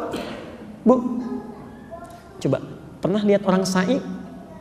Sa'i itu, ya. Dari mana ke mana? Safa ke Marwah. Apa itu artinya sa'i? Tuh, sudah keliru lagi, lari-lari kecil. Kalau lari-lari besar apa itu? Sa'i itu asalnya bukan lari-lari kecil, bukan. Sa'i itu artinya sesuatu yang sungguh-sungguh, yang serius, dari sa'a ya sa'a. Kenapa diartikan dengan sa'i? Karena dulu ada seorang ibu yang sangat serius, sungguh-sungguh mencari air untuk anaknya. Ismail alaihi salam, Masya Allah, menangis seketika karena ingin mendapatkan air susu. Ibunya tidak keluar asinya. Apa yang terjadi? Disimpan oleh ibundanya. Ibunya nyari, Bu, Pak, tapi berprasangka baik pada Allah, bening hatinya. Sesuatu yang mengeluarkan sesuatu yang kotor sehingga terlahir yang baik disebut dengan tasfiyah. Isinya disebut dengan sofa. Naik ke bukit sofa, naik, pikirannya bening kepada Allah, nggak mungkin Allah menyengsarakan saya. Tiba-tiba bergerak, turun dari situ nyari, di pertengahan lihat seperti ada oase, ya, berjalan agak cepat. Di pertengahan lagi ragu, ini kayaknya bukan nih, tapi saya harus yakin, dikejar ke atas. Dia berusaha mendapatkan hal yang diharapkan. Sesuatu yang sangat diharapkan dalam bahasa Arab disebut dengan marwah, naik ke atas. Turun lagi sampai 7 kali. Masya Allah, ketika tidak putus dia berdoa, naik turun sampai yang ke-7, tiba-tiba tangisan anaknya semakin kencang. Ismail bergerak, dihentakkan kakinya, dan malaikat kemudian dengan tangisan Hajar, Masya Allah, dengan permohonan kepada Allah, turun malaikat dari langit menggetarkan kakinya Ismail alaihissalam. Begitu dihentakkan, keluar air. Pertanyaan saya begini, yang berusaha siapa? Ibunya. Yang dapat air? Anaknya. Bapak ibu jangan salah ya, ketika anaknya ditinggalkan, coba lihat kalau anak nangis ingin sesuatu, apakah cuma nangis saja atau tangan kakinya bergerak? Pasti bergerak. Di saat ditinggalkan ibunya, tangan kaki itu bergerak juga, cuma air gak keluar. Baru setelah ibunya bolak-balik tuh, naik ke atas, turun lagi, nangis, capek, mohon, baru keluar itu. Yang usaha ibunya, yang dapat anak cuma menghentak aja keluar. Barangkali antum sekarang nih, yang rumahnya cukup luas, kendaraan cukup banyak, segalanya nikmat. Barangkali antum itu usaha cuma 30%. Tuh ibunya dulu yang nangis malam-malam, yang berdoa itu, ya, yang sampai kepada arsy, ya Allah, kalau hamba harus seperti ini, jangan sampai anak saya begini, ya Allah. Ya, bapaknya barangkali bawa cangkul, peluh keringat luar biasa, memohon kepada Allah, ya Allah, kalau saya cuma singkong dibagi 16 orang, dibagi 10 orang, jangan sampai anak saya, ya Allah, minta. Barangkali itu tuh yang nyampe sekarang. Maka kata Quran, kalaupun sudah ada usia 40, ada yang gak enak-enak dikit, Masya Allah, ingat-ingat tuh, ya, ingat-ingat hal seperti itu. Bahkan yang paling menarik di Quran surah 17 tadi ayat 23, itu kalimatnya, wah, tegas sekali di situ. Ya. Fala taqul lahuma uff. Bahkan untuk mengatakan, jangan. Apalagi mendiamkan. Kenapa harus diboikot, kan? Kenapa harus diboikot? Tapi pelan-pelan. Nah, sekarang bagaimana cara berdakwahnya? Kalau ada seorang ibu, orang tua kelihatan seperti mengistimewakan yang lain, sementara yang lain seakan seperti terabaikan, ya. Maka kalimat pertama, kita lihat dulu, kisah ini bukan kisah baru, zaman Nabi Yusuf sudah ada. Jadi kalau Anda buka Quran surah 12, surah Yusuf, ya, dari ayat 3-nya bahkan sampai ayat 29-nya ada semua itu, ya. Yusuf berapa bersaudara? 12 bersaudara, gitu kan? Yusuf dengan adiknya Bunyamin, dengan 10 orang saudara yang lain dari ibu yang berbeda, ya. Bukankah Nabi Yakub berusaha bersikap adil, tapi kelihatan seperti mengangkat Yusuf, kan? Lihat kalimatnya, kalimat Qurannya. Oh, bapak kita kok terlalu mengistimewakan Yusuf, padahal wa nahnu usbah, kami yang paling hebat, paling kuat, gitu kan? Apa kami nggak punya kemampuan? Itu sudah muncul, nanti kita bahas tentang pembahasan khusus tentang itu, ya. Jadi iri hati bisa muncul ketika muncul kedudukan. Bagaimana cara menyikapinya? Nanti caranya ada di Quran surah ke-16 ayat 125. Ya. Ud'u ila sabili rabbika bil hikmah. Ajak pelan-pelan. Ajaklah siapapun ke jalan Tuhanmu, kepada ketentuan yang benar dengan hikmah. Hikmah. Wal mau'izatil hasanah. Kemudian baru nasihat yang baik, kata-kata yang baik. Ingat, hati-hati ya, sebelum bicara sesuatu hikmah didahulukan. Nanti kalau terjadi diskusi yang hangat, wajadilhum billati hiya ahsan, dan diskusilah dengan santun, dengan baik. Pelan-pelan. Di kalimat Quran yang pertama, kalau Anda menemukan persoalan seperti ini, maka ketengahkan dulu hikmah. Hikmah. Hikmah itu dua artinya. Dua ya. Satu, al-isabatu fil af'al wal aqwal wa wad'u kulli syai'in fi mawadhi'i. Kesesuaian antara perkataan dan perbuatan. Kesesuaian antara perkataan dan perbuatan. Kesesuaian antara perkataan dan perbuatan yang melahirkan pandangan yang positif. Kesesuaian antara perkataan dan perbuatan yang melahirkan pandangan positif, yang baik. Saya mau tanya begini, kalau kepada ibu dan bapak harus berbakti tidak? Antum tahu harus berbakti, tapi sikap kita tidak menunjukkan itu. Berarti nggak sesuai. Ya. Jadi kalau misalnya maaf ada orang tua demikian, barangkali itu ladang ibadah kita di situ, ladang pahalanya di situ. Orang lain nyari-nyari pahala sampai keluar, antum dikirim pahala ke dalam. Kenapa nggak diambil? Maka keluarkan hikmah. Ketika Quran mengatakan berbakti pada orang tua, nah ini mungkin lahan dakwahnya, bisa menampilkan taklim antum dan sebagainya. Begitu ada orang tua bersikap yang kurang mengesankan, maka jawab itu dengan sikap-sikap yang baik.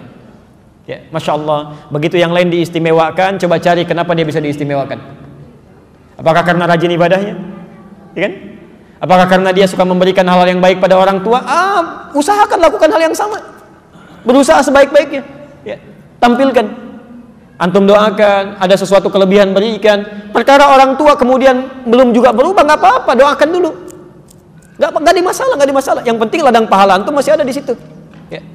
Nah ini suka kurang di sini nih. Kalau Anda mau meluruskan orang yang salah, jangan langsung diluruskan, itu keliru. Berdoa dulu Bu, Pak. Berdoa supaya Allah melembutkan hatinya, memudahkan langkah kita mengevaluasinya. Ya. Ini suka keliru nih, ada orang salah tiba-tiba langsung dibenarkan, itu kurang tepat. Ya, adab Qur'annya bermohon dulu kepada Allah. Saya kasih gambaran gini. Oh, kenal Fir'aun?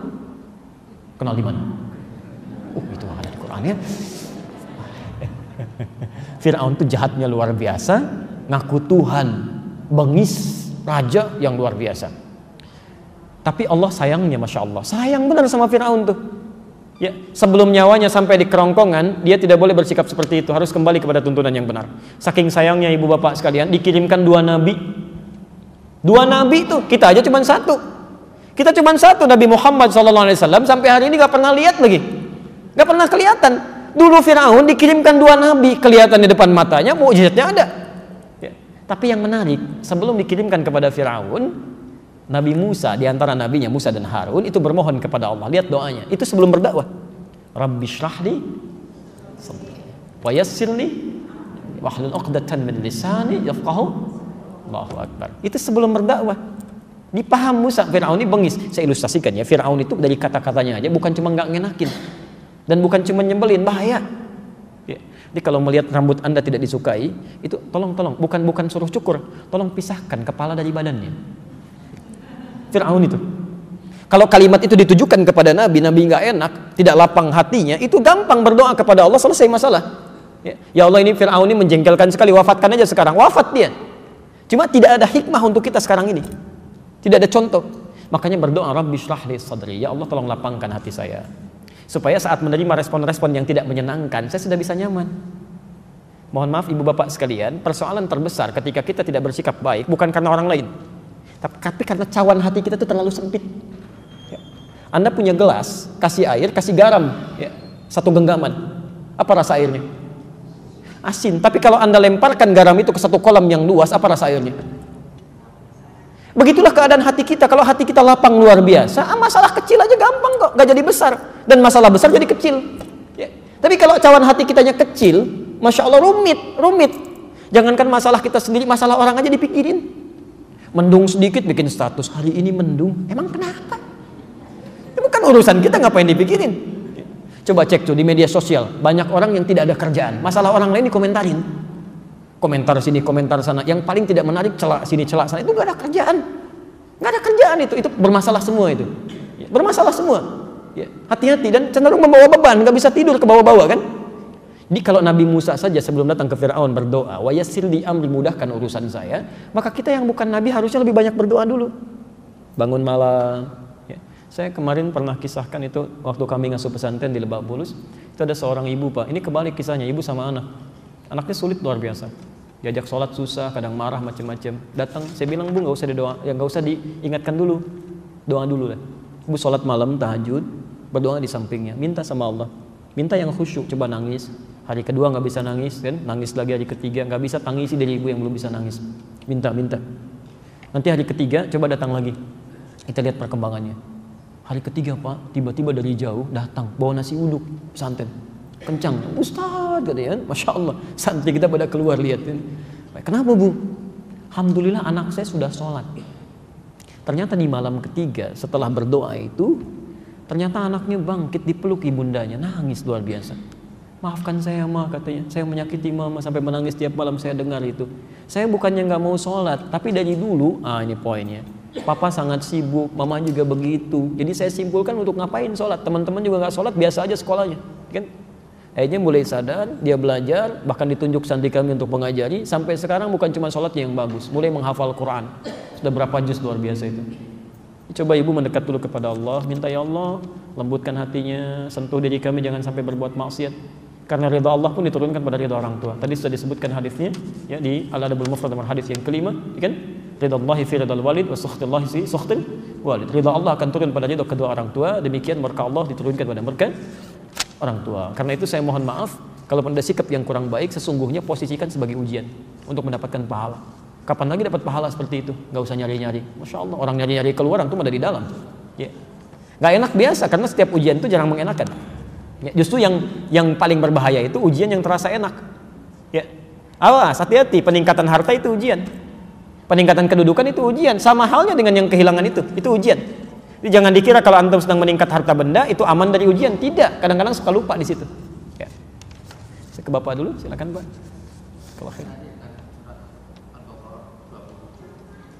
Al-Baqarah ayat? Saya tidak menyebutkan Al-Baqarah 27. Ayat 31 sampai dengan 34. Oh, Al-Maidah ayat ke-27. Quran surah 5. Baik. Baik.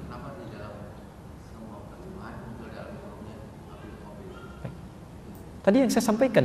Jadi yang pertama Bapak Ibu sekalian, pertama terjemah itu tidak mewakili makna Quran keseluruhannya, hanya memahamkan keumuman saja.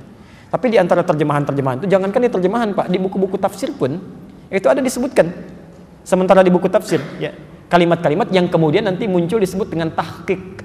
Ya, tahqiq itu adalah upaya untuk evaluasi kembali, ya, editorial, dicek lagi benar tidaknya. Jadi kalau Bapak misalnya belajar bukan Qurannya yang ditahqiq ya, tapi semacam terjemahan, semacam tafsir dan sebagainya.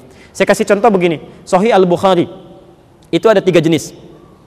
Yang pertama kitab murni, Al-Kitabul Khalis, jadi isinya cuma hadis aja, ya. Diurutkan dari nomor 1 sampai sekitar 7.000 hadis, ya.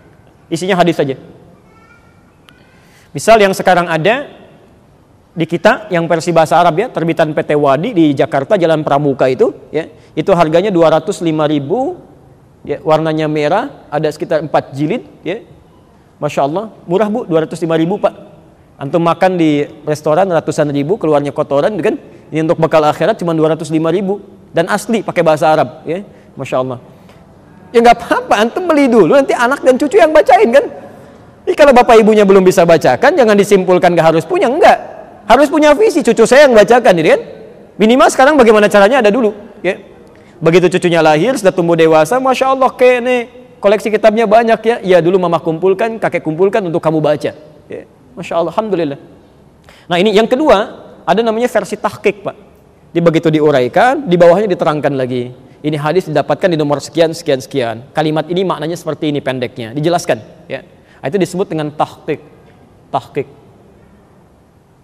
Tahqiq Sahih Al-Bukhari, terbitan Darul Hadis tadi. Ya, cetakan tahun 2004, 1425 Hijrah, 4 jilid, harganya 305.000. Warnanya hijau, tulisannya kuning emas, ya. Tahqiq. Yang ketiga disebut dengan syarah. Ya, syarah, jadi ada keterangan, ada penjelasan. Lebih banyak ya. Syarahnya Sahih Al-Bukhari itu dikarang yang paling populer oleh Ibnu Hajar Al-Asqalani, namanya Fathul Bari, 18 jilid. Ya. Kalau beli di Mesir dulu 750.000, 18 jilid. Sudah ada terjemahannya dalam bahasa Indonesia, warnanya kuning, warnanya kuning, itu pun 18 jilid juga. Itu syarah namanya. Syarah. Nah, jadi keterangan hadis ini kemudian ditahqiq, dilihat editorialnya, dirujuk lagi, ya. Kemudian dijelaskan kalimat-kalimatnya di sini. Nah, kadang-kadang dalam penjelasan-penjelasan ini juga, ya kan, ada dicantumkan misal pendukung-pendukungnya, hadis lain lagi, ada riwayat yang tidak tepat, ya, yang tidak tepat misalnya seperti yang dhaif, yang palsu, ya. Saya beri contoh. Ketika Ibnu Katsir misalnya atau mufasir-mufasir lain menerangkan ayat tadi Al-Maidah Quran surah ke-5 ayat 27, tidak disebutkan namanya, itu menjelaskan riwayat. Disebutkan ini dua anak Adam. Adapun riwayat-riwayat ini adalah Israiliyat, disebutkan. Jika ada menyebutkan Qabil, Habil, ini Israiliyat. Kadang-kadang karena terjemahan bukan tafsir, hanya mengambil yang singkat-singkat saja, maka kadang-kadang ada yang terpotong, Pak. Terpotong. Kalimat ini tidak dijelaskan, ditutup seperti ini, bisa Qabil dan Habil. Kalau Bapak cari di terjemahan lain, versi yang lain, bisa berbeda. Bisa lain, ya. Nah, kalimat itu tidak muncul. Nah, jadi maksud saya tidak harus kalau didapatkan di terjemahan itu berarti benar, tidak. Kadang-kadang ingin memotong sesuatu, tapi barangkali fungsi atau keterangan lain tidak termaksudkan di situ. Yang kedua, maaf, kadang-kadang di terjemahan itu ada makna yang tidak terwakili. Di sini pandai-pandai kita mesti melihat tafsir.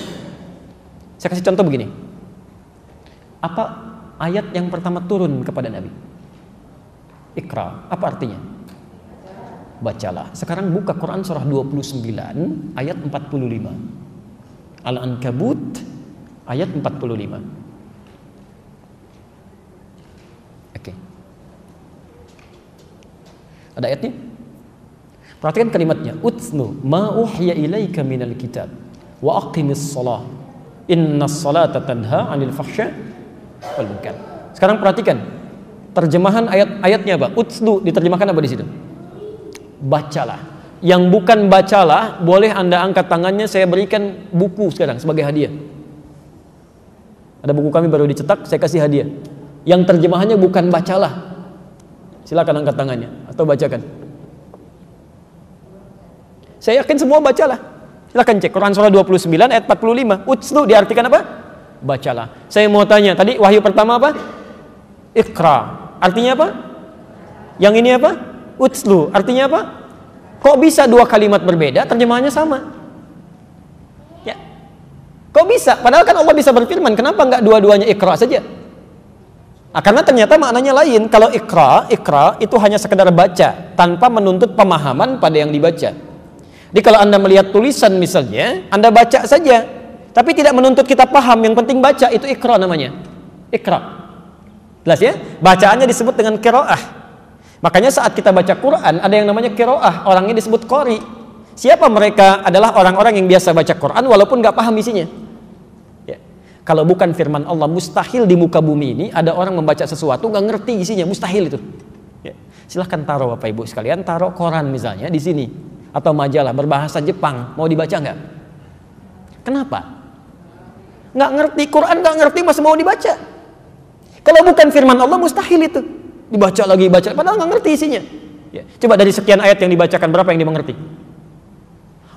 Ini poinnya. Tapi kalau Anda menemukan kata utslu, itu dari kata tilawah. Tilawah, dia punya 3 arti. Ya. 1, baca. 2, pahami apa yang dibaca. 3, amalkan apa yang telah dipahami. Ya. Baca, pahami, amalkan. Kenapa wahyu pertama ketika turun kepada Nabi menggunakan kalimat Iqra bukan utslu, itu untuk menegaskan keummian Nabi. Sifat Nabi yang jangankan paham, bacanya nggak bisa. Ya. Litakidi ummiyati Muhammad sallallahu alaihi wasallam. Jadi kalau ayat pertama turun mengatakan utslu, ayatnya salah. Karena Nabi itu jangankan paham, bacanya nggak bisa. Tapi setelah Qur'annya ditanamkan oleh Allah dalam jiwanya, dihadirkan di jiwanya berdasarkan keterangan Quran surah 75 ayat 16 sampai dengan 18, posisi paling kanan sebelah bawah, ya.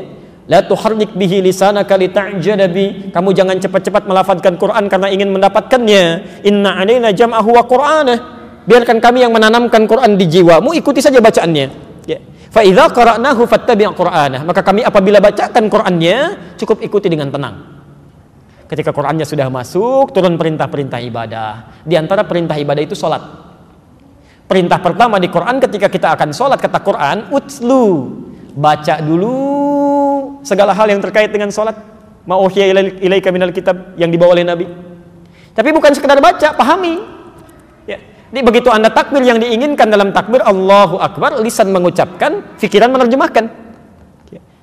Hati meresapi. Jadi kalau nggak seperti itu, nggak paham yang dibacakan, itu mengganggu kekhusyuan nanti. Ya. Harusnya otomatis begitu lisan mengucapkan Allahu Akbar, pikiran otomatis Allah Maha Besar.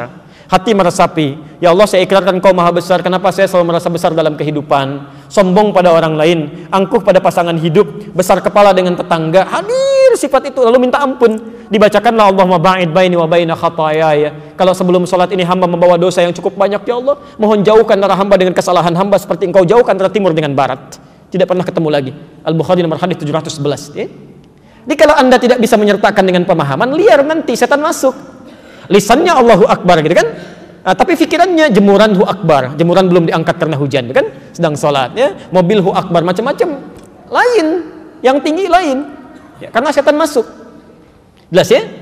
Jadi bahasa Qur'annya, mohon maaf ada isyarat di sini, ada isyarat, bahkan kebanyakan orang sholat itu tidak paham, tidak mengerti apa yang dibaca dan dilakukan dalam sholat itu. Silahkan cek dari sekian ribu rukuk dan sujud yang dikerjakan, berapa persen bacaan sholat yang dipahami oleh kita. Makanya orang tua kita dulu itu selalu mengarahkan kita pada tilawah. Coba cek. Mengaji itu kan dari mengkaji. Mengkaji, lihat isinya. Makanya setiap ada momentum dimanapun, itu sering dipopulerkan bukan qiraah, tilawah. Silahkan cek ya. Setiap ada acara kan ada yang ngaji disebut qari, yang di samping ada menerjemahkan kan? Menerjemahkan ya, supaya dipahami maknanya. Siapa namanya? Sari tilawah ya. Saya sering katakan dulu kan, barangkali yang pertama kali menerjemahkan Bu Sari, makanya disebut Sari Tilawah gitu kan. Kalau Pak Adi mungkin Adi Tilawah ya, Pak Edi Edi Tilawah gitu. Jadi Sari Tilawah itu nggak ada ya, yang ada tilawah ya. Cuma karena Bu Sari yang pertama kali tilawah disebut dengan Sari Tilawah barangkali. Jadi Pak, demikian ya poinnya. Kita bacakan kembali pelan-pelan. Bagaimana hukumnya bila seorang laki-laki menikahi Nasrani, maksudnya perempuan non-muslim, apakah perkawinannya sah? Apakah dia melakukan hubungan tidak atau berzina? Baik. Bagaimana dengan Nabi Nuh, Nabi Lut dan Asiyah, istrinya Fir'aun? Baik. Mari kita lihat, ini pertanyaan bagus sekali dan dikomparasikan dengan kisah yang berbeda dan kias yang berbeda. Pertama, larangan menikah beda agama itu jelas sekali. Quran surah kedua Al-Baqarah ayat 221, posisi paling kanan sebelah atas. Quran surah kedua Al-Baqarah ayat 221. Oke, wala tankihul musyrikati hatta yu'min, wala amatun mu'minatun khairum min musyrikati walau a'jabatkum. Wala tunkihul musyrikina hatta yu'minu, wala 'abdun mu'minun khairum min musyriki walau a'jabakum. Ulaika yad'una ila an-nar. Ulaika yad'una ila an-nar. Allahu akbar. Wala tankihul musyrikat, jelas, dan jangan pernah nikahi perempuan yang musyrik. Jadi nggak boleh laki-laki muslim menikah dengan perempuan yang musyrik, itu nggak boleh, haram hukumnya. Laknya nahyi di situ. Ya. Bapak Ibu sekalian, mana yang musyrik itu apa musyrik? Menyekutukan Allah kan? Ya, menyekutukan Allah.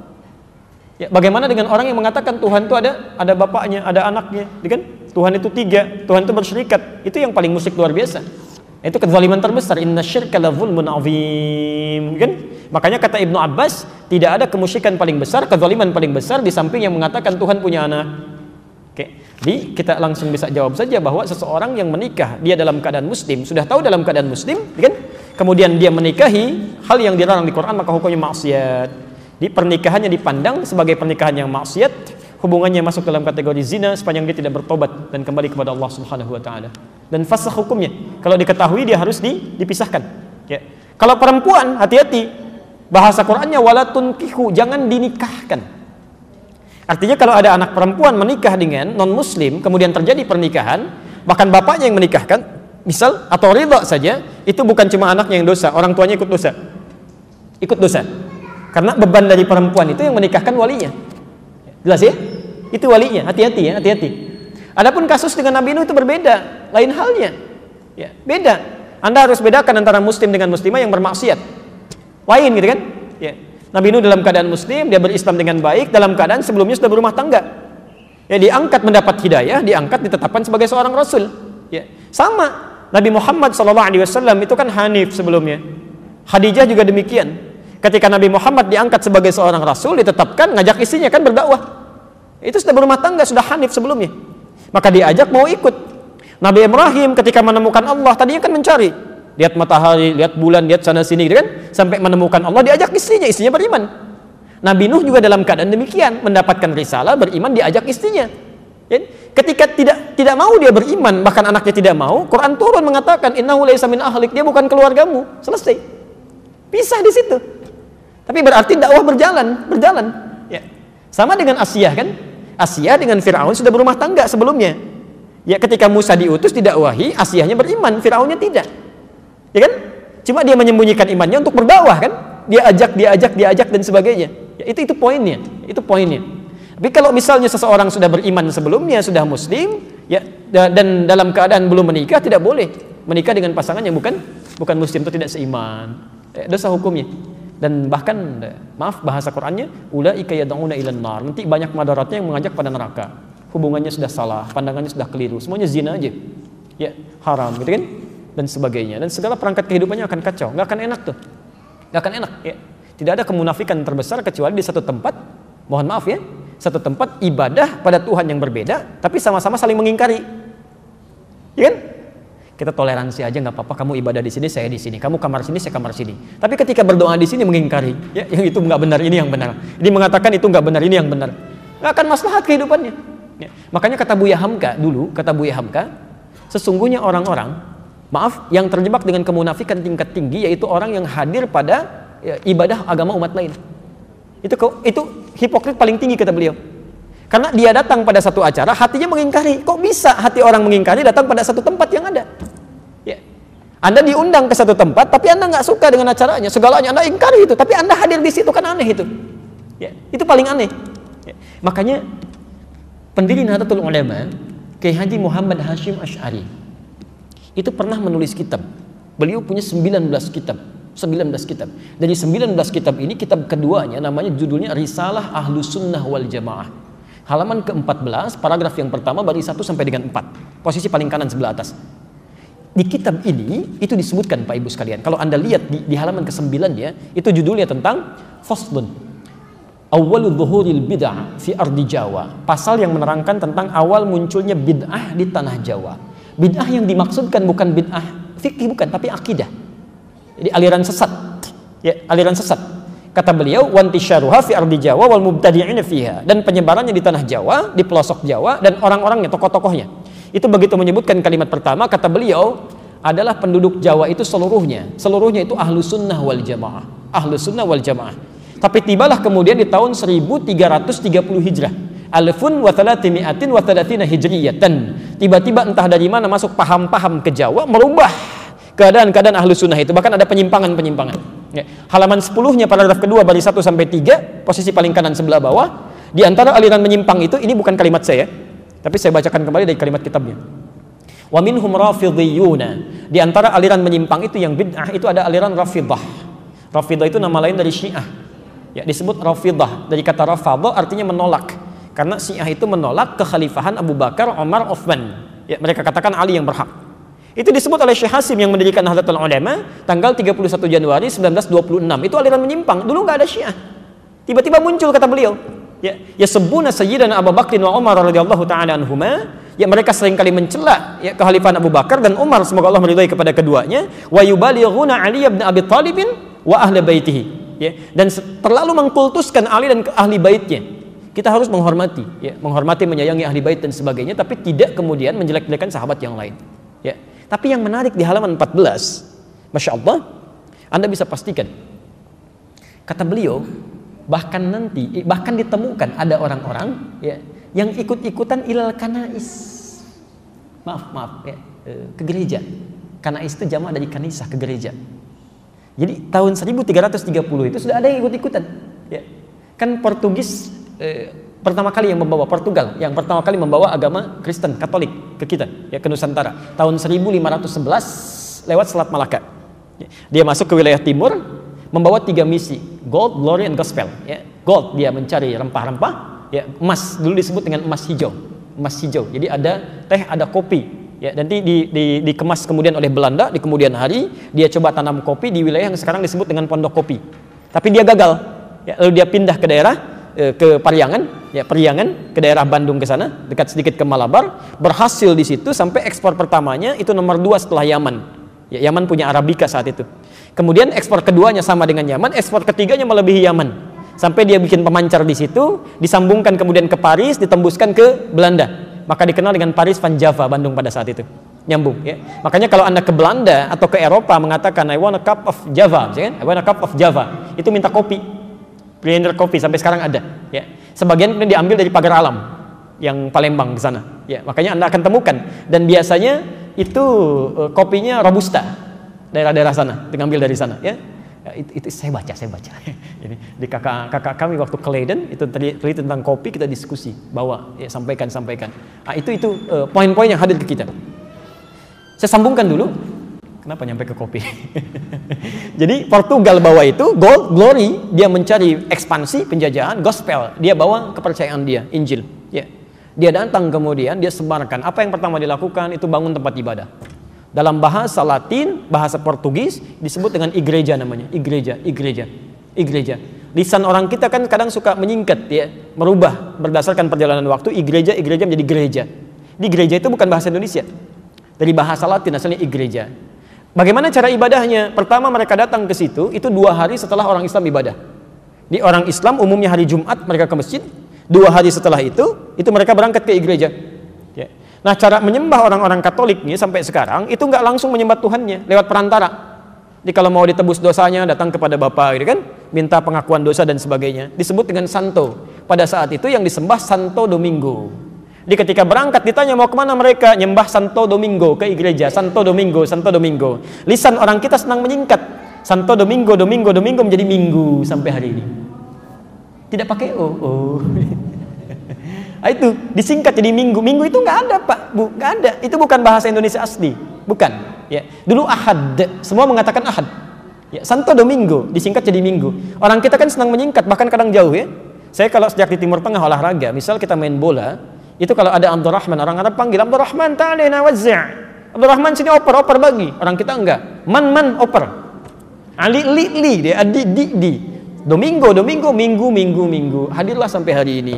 Di masa tahun 1330 Hijrah berkembang itu, Kiai Haji Hasyim Asy'ari memberikan fatwa, tidak boleh ikut-ikutan masuk ke gereja. Bahkan beliau menghukumi siapa yang ikut ke sana mizayyim, bahkan sekedar mengenakan simbol-simbol, pakai topi dan sebagainya, fahuwa kafir, maka ikut dalam kekafiran mereka. Man tasyabbaha biqaumin fahuwa minhum. Itu keluar fatwa. Ya. Hati-hati Bapak Ibu sekalian, hati-hati ya, ini tidak mudah. Nah, yang jadi persoalan sekarang, kok bisa sekarang semakin berkembang? Ya. Saya nggak bisa memahami itu. Mohon maaf, saya tidak bisa memahami sampai hari ini. Kok bisa adzan berkumandang di tempat ibadah orang lain? Buka puasa di tempat ibadah orang lain, ngapain? Pantasan orang-orang singgah di masjid habis dibawa ke tempat ibadah agama lain. Kan selawatan di tempat ibadah agama lain, kan kacau situasi seperti itu. Ya. Itu nggak tepat ya, itu tidak tepat. Jadi maksud saya, tolong jangan sekali-kali dikiaskan sesuatu dengan hal yang berbeda, itu salah. Ya, al-qiyas ma'al fariq batil. Menganalogikan sesuatu dengan yang tidak tempat itu hukumnya gugur. Jadi jangan sampai dikiaskan menikah dengan laki-laki atau perempuan non muslim dikiaskan dengan kisah Nabi Nuh atau kisah dengan Asyah dengan Fir'aun, itu kias yang berbeda, dua hal yang salah. Dan sekarang kita dihadapkan dengan permainan seperti ini. Permainan kata-kata seperti ini. Jadi ada dalam ilmu logika perbandingan yang fatal akibatnya. Salah premisnya, keliru kesimpulannya. Ya. Coba pilih mana dalam konteks pemilihan, orang Islam, pemimpin muslim yang koruptor atau non muslim yang jujur, pilih mana?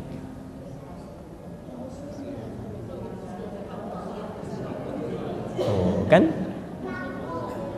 Pelan-pelan. Itu nggak ada jawabannya. Karena pertanyaannya salah. Pertanyaan yang keliru melahirkan jawaban yang salah. Kalau Anda ingin membandingkan sesuatu dalam kaidah ilmu logika, itu harus apple to apple, harus sama. Jadi kalau Anda bandingkan orang Islam yang jujur, bandingkan dengan non-muslim yang jujur, fair itu. Tapi kalau Anda bandingkan misalnya orang Islam yang koruptor, bandingkan juga dengan non-muslim yang koruptor. Ya, harus sama. Coba ibu deh, ya, atau bapak. Coba bandingkan, pilih mana? Terasi Subang atau apel Malang? Mana yang enak? Gak nyambung terasi dengan terasi, apel dengan apel. Itu baru fair. Nah sekarang kita pikiran kita diacak tuh, lebih baik non muslim yang gak dapat hidayah tapi jujur dibandingkan dengan orang Islam yang koruptor. Emang semua orang Islam koruptor? Silahkan cek banyak yang baik kok. Itu penyesatan logika, itu salahnya fatal di situ ya. Kecuali kalau perbandingannya sama, misal muslim yang koruptor dibandingkan dengan non muslim yang koruptor, pilih mana? Jangan dipilih, dua-duanya salah. Dua-duanya keliru, cari yang baik ya. Cari yang baik. Oke, Bapak Ibu sekalian, saya kira ini waktunya sudah mendekat kepada asar ya. Supaya ada siap-siap, saya juga mesti agak kembali ini. Jadi barangkali pertanyaan-pertanyaan yang belum kita jawab, insya Allah barangkali bisa di pertemuan berikutnya, saya coba simpan dulu. Mohon izin menyampaikan beberapa informasi. Yang pertama, Bapak Ibu sekalian, mohon maaf sebelumnya bahwa kajian kita itu tidak hanya membahas materi, tapi juga mengevaluasi jangan-jangan hal yang kita bahas justru menimpa diri kita sendiri. Karena itu dalam kajian Tazkiyatun Nafas ini selalu harus disertai dengan muhasabah. Ketika pulang ke rumah coba cek, jangan-jangan penyakit iri hati itu menerpa kita ya, bagaimana kita mengobatinya. Lihat keluarga dulu, jangan lihat orang lain, itu tidak baik ya. Itu satu. Yang kedua, sebentar lagi kita akan masuk pada Dzulhijjah. Ada amalan-amalan spesial di situ, bahkan keutamaannya melebihi Ramadan dalam beberapa hal. Saya mohon jangan ditinggalkan, terutama tanggal 1 sampai tanggal 10 Dzulhijjah. Nanti insya Allah kami sedang merintis dakwah supaya lebih terjangkau dengan media. Ya. Kita sedang membuat sekarang disebut dengan, kita namakan Akhir TV. Akhir TV. Nanti malam ini ada Tazkiyatun Nafas juga live itu ya. Di Akhir TV bisa via Android juga atau di handphone smartphone Anda. Bisa dilihat secara langsung kalau koneksi internetnya bagus. Akhir TV pakai KH ya. Akhir TV. Akhir.tv ya. Dan setiap hari Kamis ya, malam Jumat, ba'da maghrib dan ba'da isya, kita itu adakan live untuk kajian tentang tuntunan Idul Adha, tuntunan Dzulhijjah dalam Al-Quran dan Sunnah. Adapun bagi Anda yang sekiranya belum bisa mendapatkan materi-materi catatan, nanti insya Allah mohon kalau nanti ada yang ke Bekasi, saya nanti titipkan buku ya. Nanti tolong bisa dibagikan dengan teman-teman yang biasa ta'lim atau di masjid ini juga untuk perpustakaannya ya. Jadi kami titipkan. Di situ ada panduan untuk bisa mempelajari keutamaan-keutamaan bulan Dzulhijjah. Kalau ingin lihat kajiannya di malam Kamis ya ba'da Jumat, dan besok juga pagi insya Allah ada live sekitar jam 9 ya untuk ibu kalau ingin lihat materi fikih salat, sifat salat Nabi sallallahu alaihi wasallam ya. Kami kira itu yang kami sampaikan. Insya Allah kita berjumpa lagi kesempatan yang akan datang. Saya pesankan jika ada yang benar dari uraian kami, itu dari Allah dan Rasulnya, silakan diamalkan. Tapi kalau ada yang keliru, mohon saya diingatkan. Saya boleh minta ya, boleh memohon permohonan saya. Tidak ada manusia yang sempurna. Kalau Bapak Ibu mendapati ada kekeliruan dalam uraian kami, tolong segera diingatkan. Sampaikan supaya saya bisa koreksi. Termasuk Anda boleh mau marah, mau mencela, mau macam-macam, langsung aja ke saya, kan? Kemudian luruskan supaya kita bisa merubah itu. Ya. Pak Ibu, saya juga mohon doa, ada kolega kami di kalangan Ustadz juga, itu diuji oleh Allah dengan kanker lidah. Kena kanker lidahnya. Orang kanker di hati macam ini di lidah ya. Orang mulai bicara kenapa, ternyata salah satunya yang menjadi sebab, tapi jangan dicela ya, itu gak bagus. Salah satunya diungkapkan bahwa seringkali, wallahu a'lam apakah faktorin atau bukan, tapi sebagian orang mengatakan ini seringkali mencela orang. Ini dalam ceramahnya cela ini, cela itu dan sebagainya, padahal yang tidak wajar, pada yang tidak boleh dicela gitu ya. Karena itu kalau Anda melihat saya menyampaikan sesuatu yang tidak tepat, silakan luruskan, sampaikan dan doakan, dan mudah-mudahan kita bisa lebih baik. Tinggalkan pendapat saya yang keliru, ambil pendapat ustaz-ustaz lain lebih baik dalam kehidupan kita. Subhanakallahumma bihamdika asyhadu an la ilaha illa anta astaghfiruka wa atubu ilaik. Wa akhiru da'wana alhamdulillahirabbil alamin. Allahu minkum. Assalamualaikum warahmatullahi wabarakatuh.